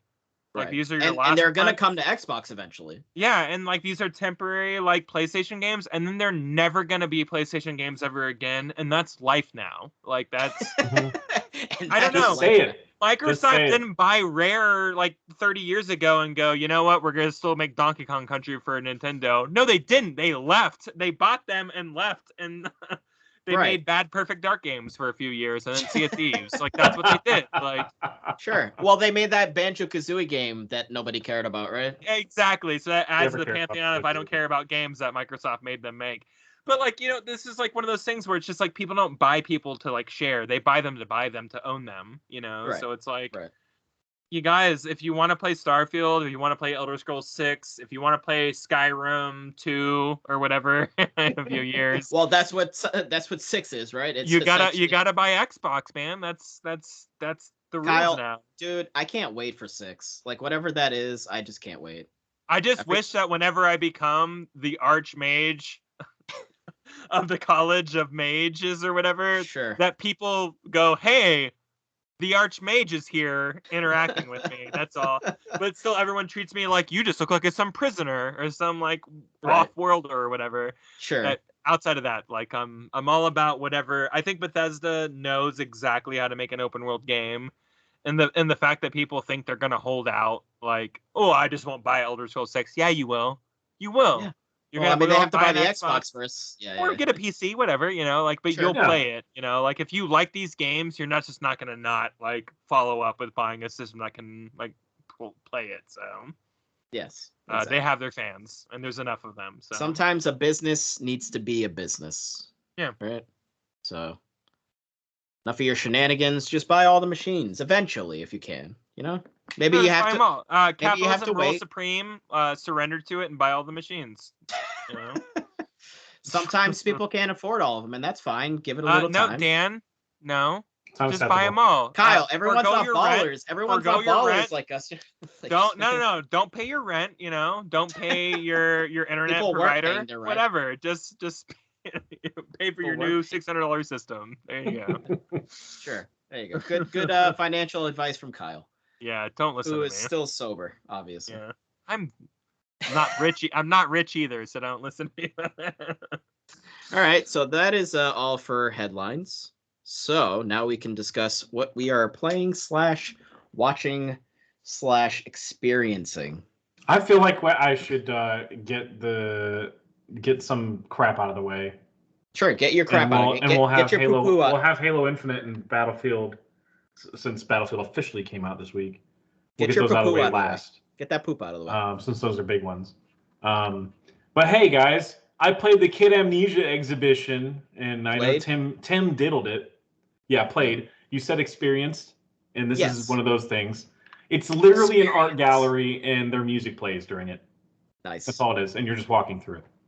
And some of it's really cool. Like, the music's great. These two albums together are freaking fantastic. So I'm just not in the mood for. I'm like Tim. He lasted way less than I did. He did 10 minutes. I did like 45. I was like, okay, I'm just not in the mood for a game like this. Game, quote unquote. So I probably will revisit it when I'm in a radio, because I tend to like it's listen free to them though, waves. Right? It is free. It's totally free on PS5 and that helps. I think PC as well. I don't think Xbox has it. But it's totally free for people that might want to, I don't know, might be that into Radiohead. And I do love Radiohead, but sometimes it's like, all right, guys, you're getting a little too preposterous with all this stuff. Yes. So I did diddle that at least. And then I saw Ghostbusters Afterlife as well. And apparently that's poop, huh? I didn't really. Ghostbusters is very important. It was like I'm very in the middle about it. I'm very not. So that means obviously 7 out of 10. Obviously, the middle is 7. Apparently, the middle is 7. Yeah, that's the middle number of the 10 scale ratio. It's just right. I was so confused about, like, okay, this is a Ghostbusters movie, so where's the jokes? Like, it just felt absent of the humor that we expect out of Ghostbusters movies. The quips between Bill Murray and everyone. I felt like the 2016 one, which I'm not saying is a good movie. I felt like they had the right idea with casting comedians, because that's what the originals did. Because they're going to make jokes. Yeah, no, I agree with that. Yeah, I agree. And this one's about like a family, which again, there's nothing wrong with doing it with a family or whatever, but like cast funny people in those roles.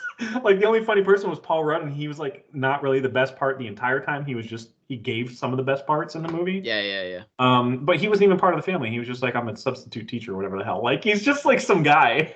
Yeah, sure.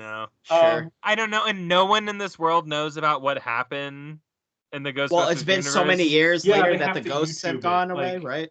I don't know. I'm just saying, guys, if we knew that Ghost invaded New York in 1993, we would, in 2023, still be talking about it. I promise. Sure, absolutely. Yeah, it was really. Apparently, this movie is trying to pass it off as a generational thing. Like Paul Rudd knew about it. Obviously, Carrie Coon's character knew about it. She's the mom. But she's also because her dad was God damn it, Harold Ramis' character. Thank you. Okay. And the only person that didn't really know about it was the youngest little girl, who's like 12 years old. So like she had to YouTube it and whatever. So this movie's only acting like the first Ghostbusters movie happened. The second one, the Statue of Liberty's walking around and doing crap. Like, I feel like that would have been the headline. Yeah, like, hey, remember that time the Statue of Liberty was walking around and we shot goo at it? And, right. You know, and that really creepy guy from the painting was like super creepy. Yeah. And Vigo, The second one's still enjoyable to a whole lot of people. I feel like when I just realized recently that people hated that movie. Yeah. Like where it's like actually we rejected that movie in the 80s. I'm like, did we? Because I was born then. Maybe it was all the ghost and jizz. We loved it. I remember liking it. It might be all the it might be all the ghost jizz, right? There's a lot of ghost jizz. Yeah, all the ectoplasm. Yeah, it clouds the sensories, you know. Yeah. Absolutely. FCC, which is 10 basically. So this one spends way too much time like quoting directly the original Ghostbusters movie, or probably peeing again, or poop. Good luck pooping, man. So it's it spends a lot of time like directly quoting the original movie in not clever ways, where like maybe, God, this is too specific of an example, so it's kind of a spoiler, but not really. Where one of the ghosts goes, "Are you a god?" You know the line from the original, and I'm like, why are they doing this verbatim again? I don't understand. That wasn't the issue with the 2016 one. It was just the fact that they tried to do a reboot when they didn't. They shouldn't have. They should have just used the same cast and put it in the world of Ghostbusters that it exists in. It was a mistake to do a reboot out of that. But this one goes like overcorrects. It's like it leans way too hard into the and this time. It's basically somebody had a Letterboxd review that was like just a one-liner and then a link to their actual full review. And the one-liner was like, this movie is basically, it's like God dang it! I'm gonna have to look it up now. It feels like it's more like an homage, or like it's paying too much attention. The writing is paying too much attention to the love of the movies as opposed to the humor. Yeah. Okay. So here's the review that I read. That was perfect summary. The Leonardo DiCaprio pointing at the TV screen meme for 125 minutes. That's what this movie is. It's astonishing how something can be so faithful to an old movie and miss the point entirely.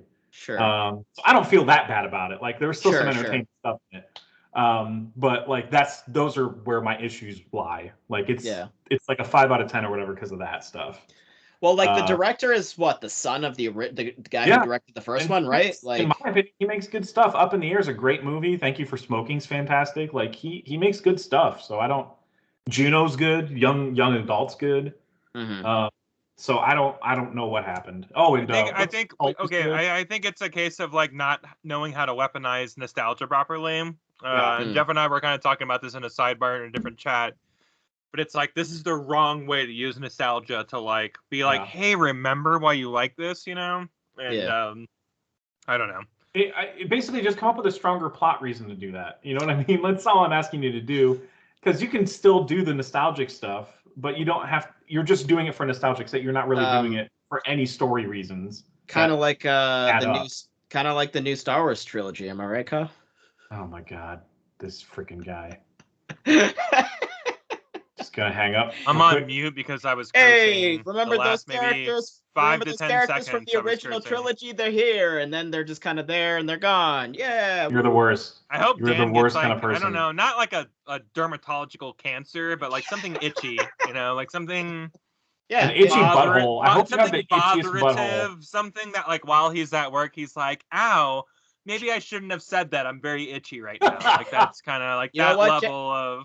You know what, guys? Preparation H does feel good on the whole. So yeah, sure, I guess. Yeah.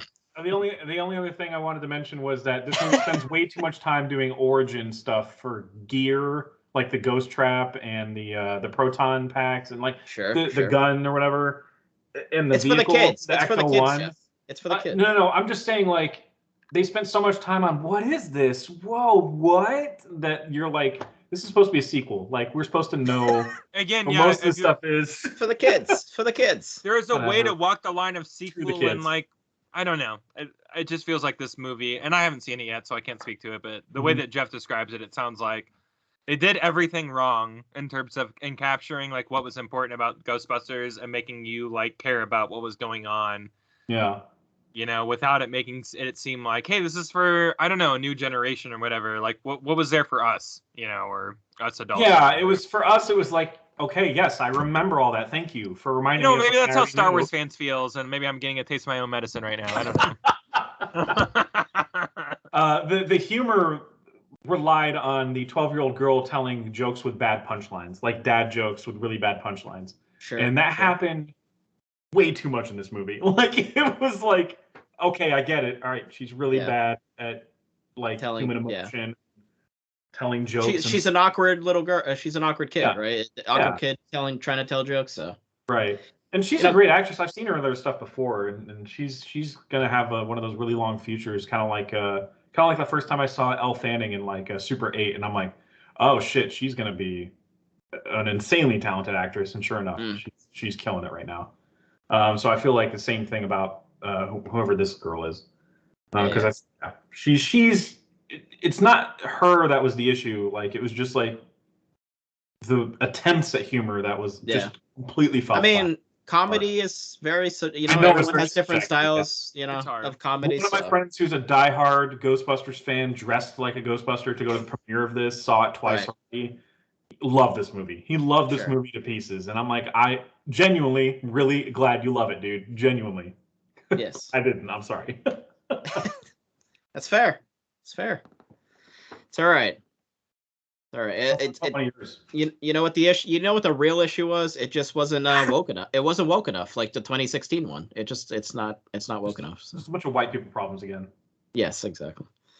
King Richard. I'm guessing that was me. I just finished it. It's this is not a whole lot to say about it. This is Will Smith playing Venus and Serena's dad. Oh, that one. Okay. Yes. Yeah, and I think he's going to win the Oscar off of this one. I'm not saying this is his best performance, but I think the current odds and the experts are like saying. Pursuit of Happiness like style, like that kind of level of Yeah, acting. I mean, I feel like that performance was better personally, but Yeah, I it's love up that there. movie.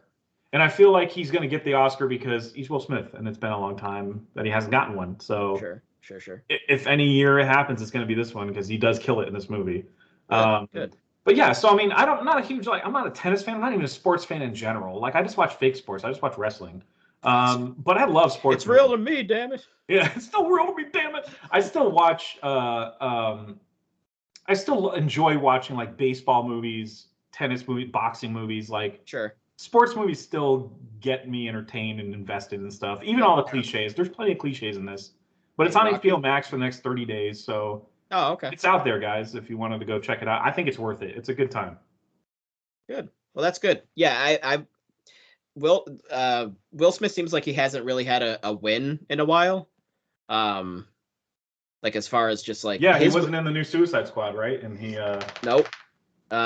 And then there was that Earth 1 movie or whatever it was that with his kid. That was a long time ago. Smith. That was the M. Night Shyamalan movie too. Yeah, he's been on a really bad run. That concluded on him being cucked nationally by his own wife. So yes, it's not a. It hasn't been a great. He needs a win. Handful of months for him. Yeah, he needs a win. Yeah. For sure. Now you got me wondering what his last movie even was, because Bad Boys for Life, that was actually very entertaining for me. I didn't even see that one. Was that actually good? I don't think Kyle loved it or anything, I did not like it, but I understand the need for action movies like that. Bad Boys. I had a good time with that. And Gemini Man, I had a good time with too. I felt like that. Gemini Man, I liked. Yeah, I actually enjoyed that one. Yeah. Because I don't remember hearing anything spectacular about that one. So I don't. And you know what? I'm not saying anything spectacular about it. Yeah. But it is a movie that exists that you can watch. Yeah. There's some quality action moments in that movie. I agree. Okay. There's a motorcycle scene in that movie that is worth the whole movie to me. So yeah. All right. Fair enough. But yeah, by the end of it, you're like, all right. Yeah, by the end of it, you're like, this is Ang Lee's done better. You know. Absolutely. It's been a while since he's done a good movie, but yes, he's absolutely. Yeah, Once Upon a Time, he did it. Yeah. Yeah, Life of Pi was a long time ago. Let's be real. And you know what? And that one, on hindsight, it's great, but it wasn't as great as we all thought it was. I think it was just that year, man. That year was just like it was. It literally was that year. Yeah. All right. Well, we're actually they just announced, I think today, Halo Infinite has gone gold, guys. Hooray! Oh no! I mean, games can still get delayed after that, just so everyone knows. But usually when they say a game's gone gold, that's pretty definitively like it's done. So it's in production. It's in not the way. Putting you on the spot. Can you name one time where it's gone gold and it didn't stick? I would love to know, I just for my own little. I mean, technically, I don't know if they said it had gone gold, but Final Fantasy 15, they had that whole event. Remember, Greg Miller and Tim Geddes were there. And they gave a date. Yeah. They gave a date, and it got delayed like a month. So that was bad. Like that was. It's a pretty public release date for sure. Yeah, but I know that there was a game that like they were like we've gone gold, and they delayed it like a little bit, like not too bad, but it's just I can't remember what that game was. No, it matters. If you say you went gold and you delayed it, like that, that breaches the contract of trust. It does. To the consumer. Yeah. But Halo Infinite multiplayer was released prior to the single player. It's been out a week? Not even. It came out this week. Yeah, it came out on the 20th anniversary. I played a little bit. It's actually so I've only played like multiplayer Halo multiplayer like years ago, one of them. I don't even remember. Maybe a couple matches with a friend, but this is the first like time in like forever beside one game that I've experienced Halo multiplayer. So I'm not super privy on Halo, so I don't know any specifics. You guys can probably speak to that better than I didn't touch it. I was relying on other people to play it. Yeah, no, I played 2 solid hours and had a great time. Does it feel good? Does it feel like Halo? God, guys, I'm like a really bad person to talk about this. I think Halo is one of the most overrated things of all time ever. Period. Kyle, I agree. No. You agree in like a toxic way. No. I don't. I think Gears is a better series. I just prefer third person. No, that's not true, and that's what I mean by toxic. You're a toxic person. I can't hear that right now. I think it's better. No. That's not what I mean by that. I mean that like it has been put on this pedestal of being like this, like, wow, we were playing this game unlike any other game ever, even though we were all playing this game like GoldenEye just 2 years before this game came out. I'm talking about Halo 1. You know, so like I feel like there's a lot of revisionist history. It's like, whoa, Halo was the original like dorm room like shooter, and it's like it wasn't. GoldenEye. It was GoldenEye. So there's a lot of like Nintendo fanboy resentment maybe there for me. But like I feel that like Halo has always been the best feeling shooter of all time. Period. Just however you try and slice it. Like when you're talking about apples to oranges and like feeling what a first person shooter feels like, the floatiness, like the drop of the bullets, the drop of your character as you're jumping up and down and stuff like that. Like it's as perfect as you can get with a shooter, in my opinion. I know a lot of people agree with that, but I just want to say my opinion to like cover my butt. I'll agree with it. Yeah. I just and you know that translates to not 343. That translates to like Bungie, you know, like making Destiny. Like Destiny feels like Halo, and it's like, when I shoot things in Destiny, it still feels like that perfect feeling of shooting something. They just locked into what it feels like to like shoot things in this game. I will also say that like Halo does this thing where it's like it's not. I'm playing a lot of Battlefield 2142 right now, which we'll probably talk about later. You're playing the same mode in Battlefield like every mission, maybe a little variation, I guess, if you really want to get granular. They're very slight. It's like, but like Halo, options. it's like, hey, we're doing hard ball. Someone better grab the ball and keep it from the enemy, and we got to hold it as long as possible. Go. Okay, that was last mission. Now we got to do capture the flag. Oh, you sucked at that. You lost. Well, guess what? Now it's team deathmatch. Oh, you won that. Well, guess what? Now it's big team battle. And like every single mission or multiplayer lobby that you do, it's like completely different, and it keeps this like freshness going that like maybe you had a bad game last game and like, oh, I just can't get the flow of this or what's going on right now. But like there's a whole new game starting that like you may resonate flow-wise better with, you know? And I feel like that's like the genius of the design of Halo. And seeing how Gears of War sucks in every way possible. I mean, like Halo does this in a way that like I thought it was my turn to talk to it. No, I'm kidding. No, I'm just saying. Excuse me. I feel like with like Gears, like there's like one kind of like there's not a lot of rude, terrible person. I know. I'm sorry. I'm so sorry. That was my Trump impression. That was my Trump. I bit that. Yeah, rude, terrible person. Like, there's not a lot of modes going on in Gears, and while Gears is like solid and like really good at what it does, and like I played the last one that came out, like it's fine, you know. Like I feel like it feels really good. I really liked 4 and 5. I thought they were actually really good. But 5 really feels good to play, and like it took a narrative direction that it really needed to take in terms of a series.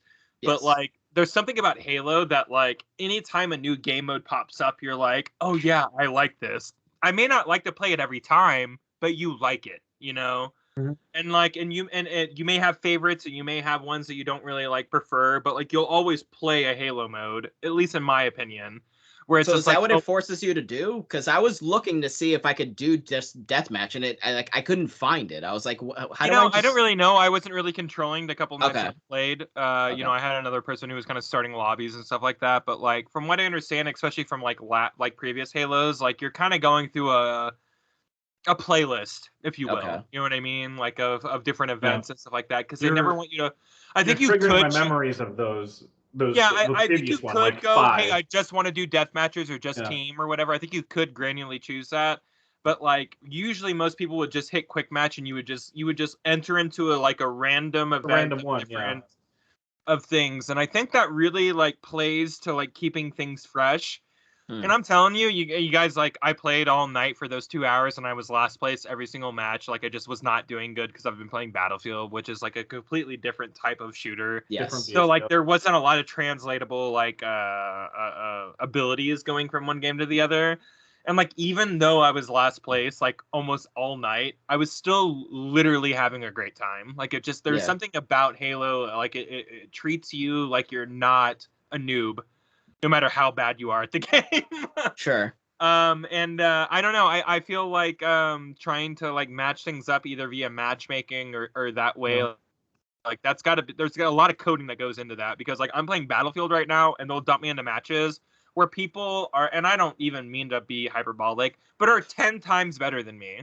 in every way, and there's 121 of them, and I'm the 122nd person going like, how did you all get this good so quick, you know? And like, because there's no matchmaking in that game, but there is a matchmaking in Halo that kind of tries to put you with like, I don't know, people who are like your kill death ratio / This sounds exactly like the Halo multiplayer that I know and like playing. You're reminding me that I actually like the Halo multiplayer, and I should probably jump on it. Because I totally forgot that, because it's been a long time. They go out of their way to like really make sure they curate a you know, an experience that you're willing to come back to. And you're only willing to come back to an experience that you feel like you're good at, you know? So like they make sure they make you feel like you're good at something, even though like you probably suck like me, you know?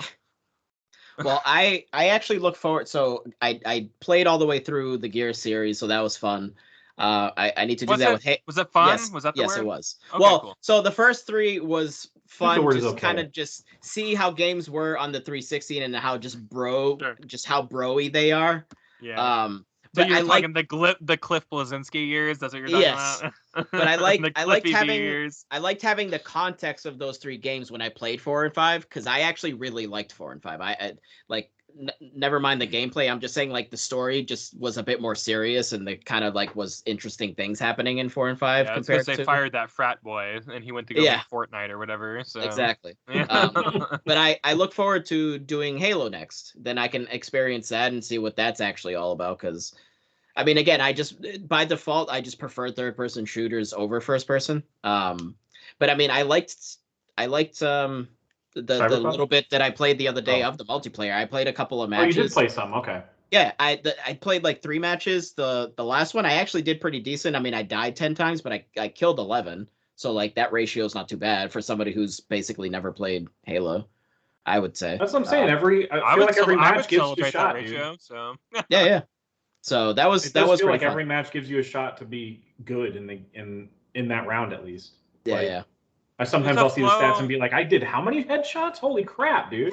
On Facebook, I even said there's a flow to Halo. There's a game design that's transpiring there in the actual coding of the game that you just snap right into. You go, I understand. Like, whereas like Doom may take a second. Hey, it's really fast paced. I have to keep going. I have to reload. I have to melee. I have to keep going. But there's something about Halo that's so natural that, like, I don't know. I felt like I sunk into it in a really, really, really easy and non-problematic way, where I was just like, oh, I'm playing like I was in 1999 or 2001 or whenever the Xbox came out and Halo 1 came out, and I was like, oh yeah, this is how it felt, you know, back then. Shooting Covenant, you know, cool. You know, I really wish this game were cooperative whenever it came out, like here in a couple weeks. I would really love to play it with you guys in some way. Because I feel like that's the bread and butter of that game, is like experiencing the onslaught of like great level design, really interesting characters, great AI. Like Halo's got really good AI for like a first-person shooter, and like now we all have to kind of like play that in our own silos right now, which is it's kind of saddening, but you know it's coming all the same. So do we have a date for that yet? Do we know? I don't even think that it's just not at launch. That's all they've said. Okay, all right. Well. Hopefully sooner. I mean, I think we're lucky we're even getting this game in December. I think we should all be counting our lucky stars. To be honest, because this game's definitely gone through a tumultuous development. So, I would say. Do you want to just jump then right into Battlefield, since you were kind of mentioning it, Kyle, or transition right into a very different? I mean, a military shooter. I won't waste too much time on it. I mean, I got it early. I've been playing with my roommate, maybe nightly, a couple hours a night, a handful of rounds a night. I got to be honest, you know, I don't keep up with the skill of first-person shooters very solidly. So I get rusty too if I don't play after a week or two passes. Like everybody's like, well, I've been playing it every day for 24 hours straight, and I haven't slept, and I've been doing meth. You know, since the game's come out. It's always bad. Okay, I see that you're level 50 times 2 or whatever. You know, you prestiged a few times or whatever the Battlefield version of Call of Duty's thing is. Sure. But like I'm already feeling that. You know, like the game releases officially today, and like as of today, a week later, after being like in the release or whatever. I'm already like, dude, people are already 3 times better than me. And like, I've been playing every night, you know, like, and I'm not bad, but I'm not great. I've never been great, you know? So it's like, there's this thing where it's just like, no matter what, if you're not great at like first-person shooters, this game's not going to change your mind. I will say they go out of their way to make sure there's no leaderboard, so like you can't even check how many kills you have. Like it's just you're just doing. You know, like, well, how am I doing? And the game like, you're just killed you, you're and just then doing, you know. So like the game doesn't want you to know how bad you're doing for people like me. So like that you play longer, because the second you realize you suck at a game, you stop playing it, you know. Well, and the rounds are, you mentioned there only being like a few rounds each night you play. They're pretty long, right? Because they're like 45 minutes. Yeah, each round's about 45 minutes to an hour, you know, and that number just slowly goes down. The reinforcement numbers slowly go down. It's really slow, you know, and depending on how like well you're doing or how close the match is, it can go twice as long or if or half as long, you know. It just really depends. I really like it, man. I think this game is really good. I think some of the weather effects are really great. I think that the wokeness, if we want to call it that, you know, of like not showing people how good they're doing and like securing people's feelings about being bad is dumb. We should remind people how much they suck at video games. We should. Yeah, that's the whole point of these. Games are all about persevering challenges, and if a game is coddling you to make you feel like you're doing good, are you really playing a video game? You know. But I mean, like, how dumb are you to not realize that you've died like 20 times? Like, you're gonna. I don't know. If the game doesn't tell you, there's no way. You could lie. You go, I only died 10. You could. But I feel like you're even just guessing. You're like, I feel like I've died like 10, 15, like. So it's like, I don't know. Like, I feel like if you just keep dying enough times, you're going to feel frustrated in the moment and be like, all right, well, I feel that, but I feel like their last bastion of you not quitting the game is you not being able to go, oh, well, I'm 12-2, so I should just quit out. Like, there's no way to check that. So, like, it's up to, like, you and just your pure, you know, amygdala, you know, like, and how it's going to decide how you're going to feel about this. Sure. But I don't know. I'm really enjoying it. I've been a big Battlefield fan. You know, if you're asking me to be real, it sounds like this is the year that, like, maybe this is the year not to care about Call of Duty or Battlefield. Maybe this is a year to maybe skip on a first-person shooter and maybe choose, I don't know, Forza or something. Yeah, that's fun to play. Easier. You could play Deathloop. That's a first-person game. Or play Deathloop. I guess it's $40 now. Sure, go buy that. You know, like, it's just. Or Guardians is on sale. Guardians is a third-person shooter and a lot of fun, and it's $40 right now. Maybe go pick that up. But, like, I don't know. Maybe this is the year to maybe skip the big shooter, you know? I don't know. I will say, if people aren't sure and they have Game Pass, just go do the 10 hours that's free. Or not 10, but just do a few hours, whatever. Do not buy this game if you're not sure. Yeah, there's a trial. I am not petitioning people to go out and run out and buy this game. And I'm really enjoying it. It's just, I know that, like, I had my expectations checked in the right way where I'm just like, oh, I just want to play, like, an online shooter with like giant tornadoes, and like I'm totally getting that. So, but like outside of that, like there are some things where it's just like, I don't know, like the progression's a little weird, you know, and just again, like not being able to just press a button and go like, I'm third on my team right now. Right. You'll never know if you're even first on your team until the end of the match.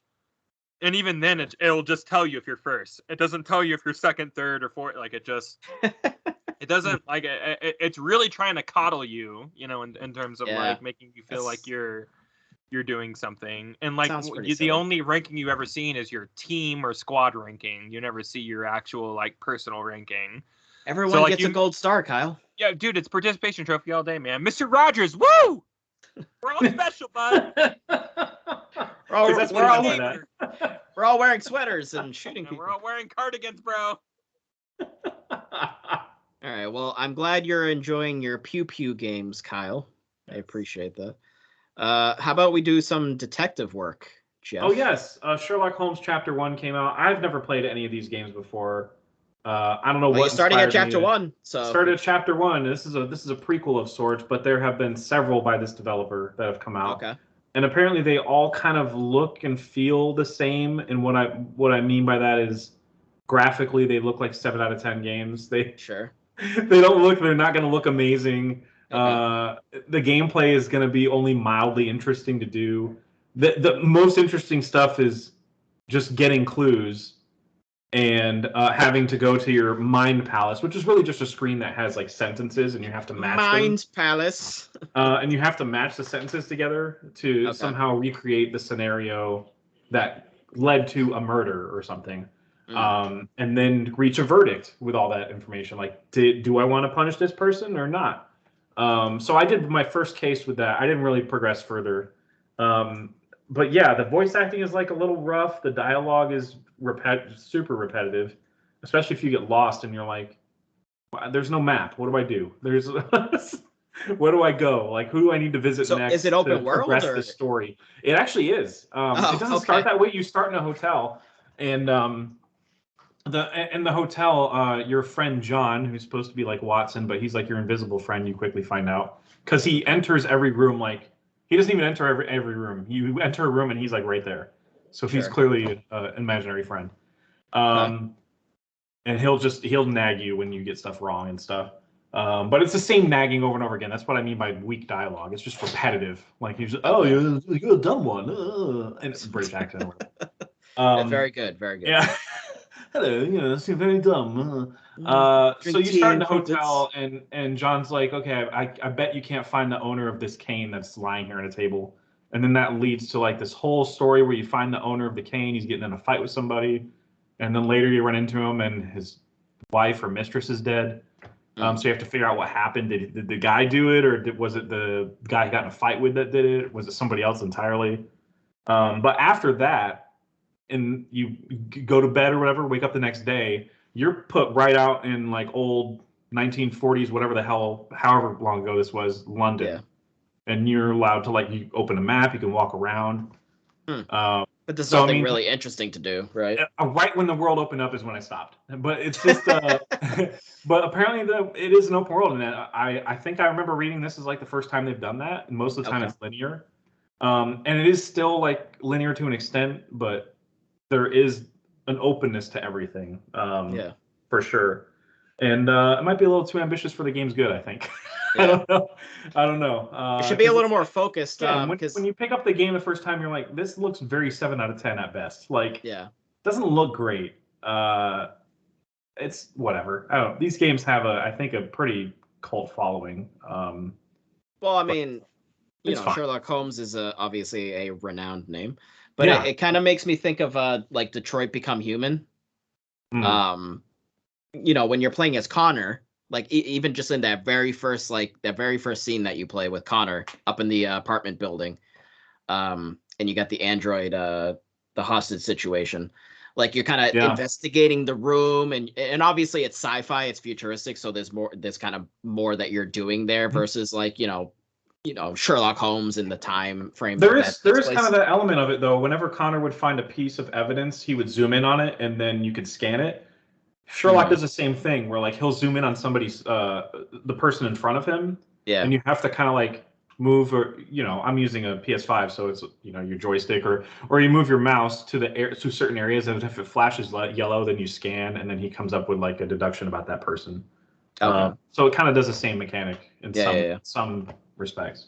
But just not as high. The game overall, presentation-wise, and what's going on is just not as high quality. Remember when Connor would recreate the scene of a murder? It's really like intricate and kind of cool.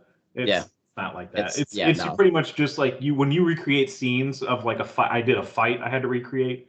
You're literally just putting people in like frozen positions and like and then it's just the audio. You hear the audio. You don't really see. Yeah.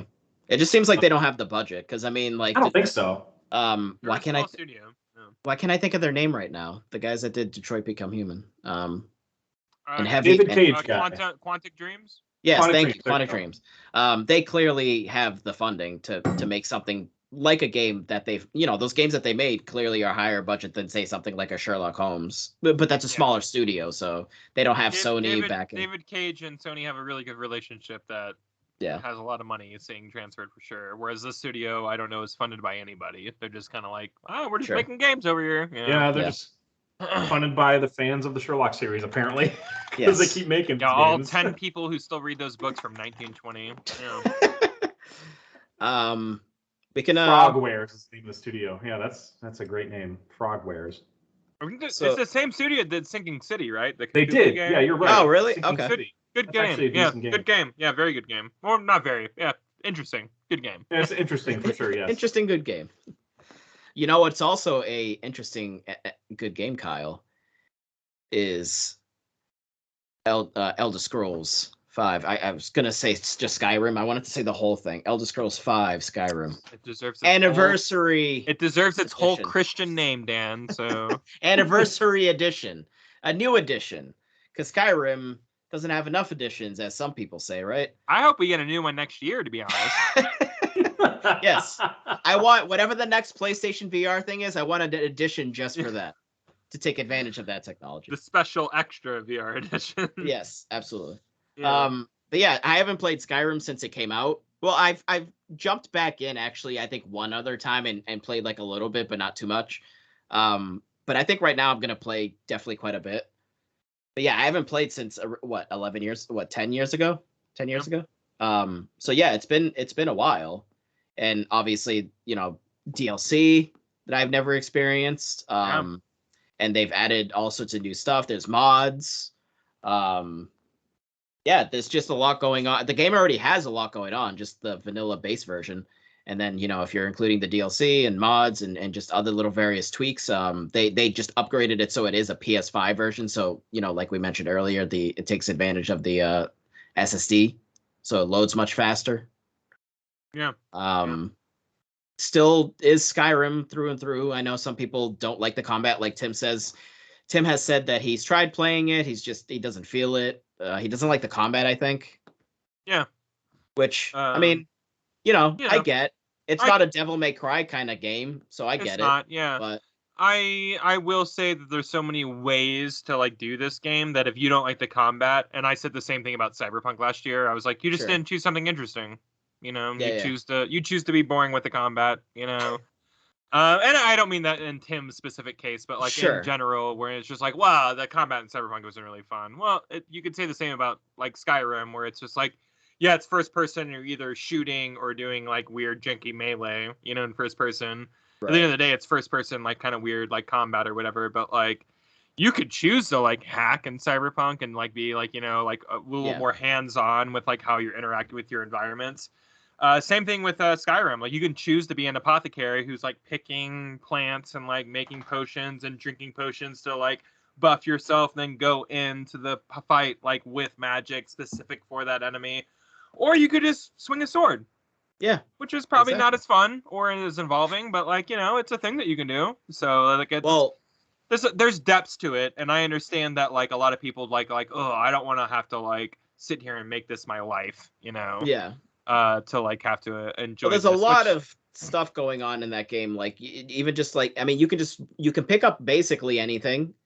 I mean, you can talk to anybody. Anything. You could pick up a wheel of cheese and sell it if you want to. Exactly. Literally anything. And you're just carrying all of it somehow. And it's all like over encumbering and like, and I get it. Like this game is like really dense. Like like when people talk about like, oh, it's overwhelming. I'm like, well, that's a critique I can actually hear. Like, it is. Yeah. You can do anything. You can go in any direction and do any mission because everything scales to you. So it's like, you're never locked out of doing anything at any level. Yeah.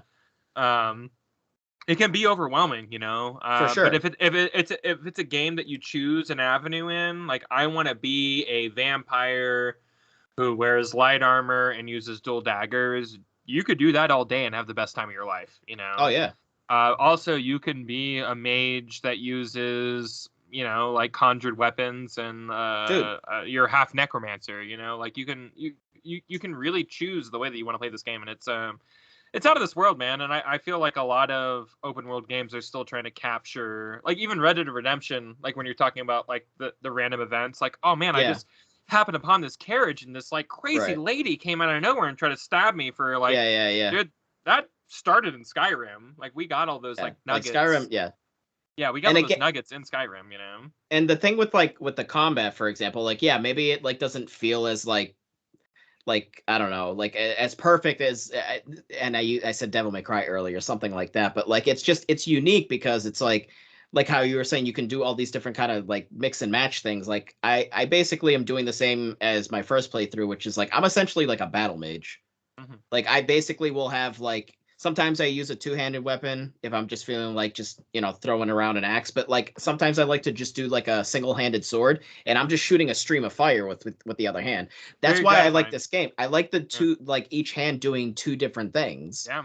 And just kind of mixing and matching. To me, that's just super cool. I could shoot a stream of fire and also lightning, like, and just like mix and match it. It's really fun. It just is unique. I'm a mage for the first time this playthrough, and like being able to choose like the same like magic in both hands, like now you're doing a more powerful version of that. So like now I'm doing like fire kamehamehas and stuff like that instead of just like shooting my hands out like in a stream of flames with both hands. Now I'm like actually doing like energy balls, and it's interesting. Like the game has a really good sense of progression, and I don't know, like the lore is so enriching. Like when we talk about like, George R. Martin's world is so in depth with Game of Thrones, and Lord of the Rings has so many songs that bards sing about the elves. Yeah, dude, all that stuff is here in like Elder Scrolls. We're talking 30 something years of like written lore that are all like cataloged in-game books.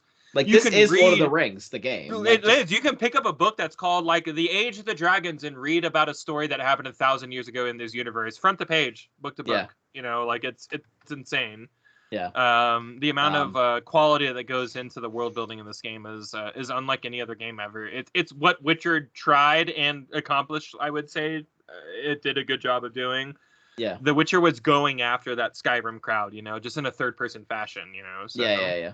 It definitely was more polished and just kind of streamlined overall, like Witcher was. Way more better pace too, for sure. Yeah. So if Elder Scrolls 6 can nail that and kind of go in that direction, I think them doing Starfield is going to really like make people understand what they like about the Bethesda formula. Yeah. And then like so Starfield may come out and feel a lot like Fallout, for example. Where it's like, this feels like every shooter Skyrim that's come out, which is just Fallout, where they're going to learn a lot of lessons and then build those lessons into Elder Scrolls. Elder Scrolls 6 is going to be the better game than Starfield, and I'll die on the hill of that. And like, I'm super excited for Starfield. I love fantasy settings. So for me, I'm excited for that more. So sure, yeah, and I love fantasy settings, and it's not an either or thing for me, or I try not to let it be. But like for me, like I embrace the idea that Elder Scrolls is coming out after Starfield, because like they're gonna learn, just like Skyrim learned a lot of stuff from Fallout 3, and Fallout 3 learned a lot of stuff from Oblivion, and Oblivion learned a lot of stuff from Morrowind, and Morrowind learned a lot of stuff from whatever Bethesda's first shitty game was, So like they do grow. People don't like to give them the benefit of a growth of, people love to go, well, Oblivion and Skyrim are the same game. They're not. Play them. Like, they're both first person like RPGs that kind of control similarly, but like the quality of life changes that exist in Skyrim, like we're talking about a studio that really understands the growth of mechanics, and like if you hate this series at this point, like you're choosing to hate them. Like it's not a thing based off of facts or anything. It's just I think it's a little bit of the track record of like there is jankiness and just kind of glitchiness, but it's like again the game is just so dense that it's like it is kind of impossible to cue. Not a lot of games out there where you can pick up a fork off a table. And I'm not just talking a fork. I'm talking every fork ever in the entire game off of every table. Absolutely. Like if you want to be talking about everything being an asset, it's not something painted into the environment that just exists there. We're talking about something that exists there via physics. If you jump up on that table, you'll knock off everything, plates, everything. So it's like, yes, it is janky. It always will be, because there's no other game out there that's as open as this game. And that's just a fact. I'm not even just saying like feelings. That's just kind of how it is. Kyle, we're gonna have more feelings about this game, which I can see that Jeff is very excited about. Yeah, we'll have him on. I have never heard of this game. Okay, shut up. How have you never heard of this game? Kyle and I are gonna do like an hour of it. We're gonna do a Chocobo Central specific episode for Skyrim as an homage, because it is a great game, and I'm having fun playing it again after like basically a decade. So we'll talk like a bunch more and just kind of maybe come up with some topics and like more specific stuff to discuss Because there's just a bunch of things I've never done in this game, so I'm hoping to kind of like do those things, and then I can be like, oh, here's my experience. You know, we can talk about more experiences and I'm stuff. Excited for that. So that will be in the future. But then the last thing is we can just finish off with Forza Horizon, which apparently Jeff and I were playing right before we came to record. So. Yeah, I played through the little chunky slice of Kid A, Amnesia, whatever the hell. And then I was like, you know what? If I'm gonna have a controller in my hand, I just want to play Forza. Like I just was in the mood, so I just was playing that right before we recorded. I think I'm at level 158 or something like that. It's pretty high. And my brother was telling me their max is 2,999. By the way, so that's it. It's not meant for people to max out, unless you're just farming or cheating, basically. Unless you're doing the AFK cheats where you can just rubber band your controller. Yeah, I was reading something about that. Yeah, it's stupid. It's not. It's definitely. If you have to put rubber band on your controllers, you're not gaming anymore. Yeah. And then you just leave the rubber bands gaming. You walk away, go to school, and leave your game on, and let it race. And I'm like, what? No, don't do any of that. It's so rewarding when you actually do things, earn your way up. But yeah, my brother was telling me he was getting XP fast by just spending that first skill point on the XP box on the car mastery. And so I did that for all my cars that had that in their first box. And that leveled me up 10 to 12 in one session. Nice. So I definitely recommend that if people want to level up fast. But yeah, I just can't. The game is so fun. This is a new screenshot I took today. This is my Lancer. Nice. That's one of the challenges. This is the new challenge. This is up to the volcano. Yeah. This is a new challenge for autumn. It's stormy season now, and I just saw a few storms, and it looks amazing. But so yeah, every 2 weeks is the new season. Is what I understand. New season just started. Okay. Yeah. So this is the challenge is get a modern rally car, which is the Lancer, and then take a picture at the volcano. So I just fast traveled there because I got all the fast travel boards already. There you go. It's $0. I just fast traveled there and I took a picture. It took 2 seconds. And I'm on I got this installed on my SSD on my PC, so it's instantaneous. It just loads right up. This game is just amazing. It's fun. It's very. I think it's going to be something that even with all the new games that might be coming out in the next few weeks, I say all of them it's an overwhelming amount, but it's only a handful. But even with trading off on that and trying to beat Psychonauts 2, Kyle and I need to put some time into It Takes Two. Maybe finally beat. I feel like we need to beat that game to get the full story. I would really like that. Yeah, amazing. Even between all that, I'm still going to keep Forza installed and just keep going back to it. It's just one of those games, man. I mean, right when I bought my Xbox, the Xbox Series S, that was one of the first games I installed, the Horizon 4. And that had been on there the whole time until 5 just came out. I just pop in and just do some races. Super easy to just jump back in. There's no I'm rusty. There's none of that. It's just so easy. Yeah. So it's kind of like what Rocket League has been for me, Tim, Derek, a bunch of other people. It's just one of those things you just hop in. You're I'm kind of not in the mood for anything right now, or I have nothing actually to play right now. Let me just hop in there and just do a couple of rounds. It's similar to that. You just kind of go and you're oh look, there's that says new on it. Let me go ahead and do that race. So. Oh, by the way, a fast way to get skill points is to just go on the highway, start at the very end, and get a car that goes over 200, obviously, and can stay there the whole way. Sure. And just drive back and forth and try it when you turn around to go the opposite direction on the highway. Mm-hmm. Make sure you crash into stuff so you can keep getting up your combo. Oh, sure. Get the wreckage, I almost beat yours. Do the drift, and then get back right up to over 200 because then it'll start accumulating your score again. Because I got 5. It takes you maybe 2 minutes, maybe a minute and a half to go through that entire highway to from one direction to the other. And I got 5 skill points out of that. Nice. Just doing that.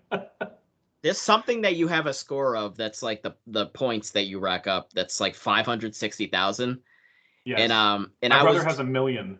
Oh, he has 1 million freaking point combo. I was going up the mountain. I was just drifting and hitting things, just trying to get some points. And then one of the skill songs kicked in. So I was like, all right, cool. That's how I got that. Yeah. Yeah. Well, like Jeff, I knew what I was like ballparking what your score was. I knew it was 500,000. I just didn't know where. I got to 530. And then man. I was like, all right, I think I'm good. I think I'm actually good. And I stopped, and then I saw your score. I was like, son of a mother. It's like every time you do a speed zone, and it's like, you need 3 miles per hour to get 3 stars. No. I'm like 3? God. Yeah. Well, right now, as far as us all, bouncing back and forth with all the sort of challenges or whatever, Tim only has me beaten in one, which is that middle one still, where he has a newer car that I'm guessing goes like, over 300, yeah. 300, yes, because right now his top speed on that is 295, I think. Because then I ended up getting the car that you guys finally had. The Jaguar? Yeah. Yes, I got that. It goes like 280, a little over 280. Yeah. Yeah. Like I hit about 279, so I had beat my previous speed, but then I saw Tim had the new speed. I was like, God damn it, Tim. Yeah, it's unbelievable. But like that Jaguar is awesome though. I have you guys all beat on everything else. The highway that I'm talking about has 2 speed traps. So you'll see both Tim and I just going back and because we're just driving back and forth on the highway trying to get skill points. But you'll see his score and mine. Like I'm at like 281 and he's at like 300 now. Yeah. And that's because when you're on the highway, you're literally just like, doing near misses on cars and you're like it's just the whole way. It's awesome, man. Yeah. It's such a good game. Should have been nominated. It should have been nominated. It is going to be in the Game of the Year talks. I mean, it's just it's a perfect game. If it's not in the top 5, I'll be very surprised. Like, because I feel like we weigh an overall game more than we rate. Well, story has to factor in. Yeah. Well, I don't know, like mechanics, right? Yeah. I don't know, guys. I feel like when they voted, they were weighing story way more than actual like overall game and stuff. I'm not very alpha, as a certain somebody would say. So I just games for me that make me sob. I'm just like I'm all about those games. So just gonna throw that out there.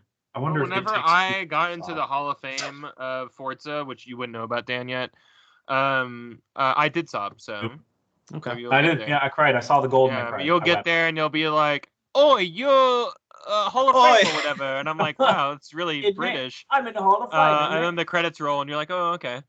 Yeah, we good. Oi, how does Tim keep beating my score? Oi, you don't matter no more. Bastard. You got another slug bug, it'll be like that.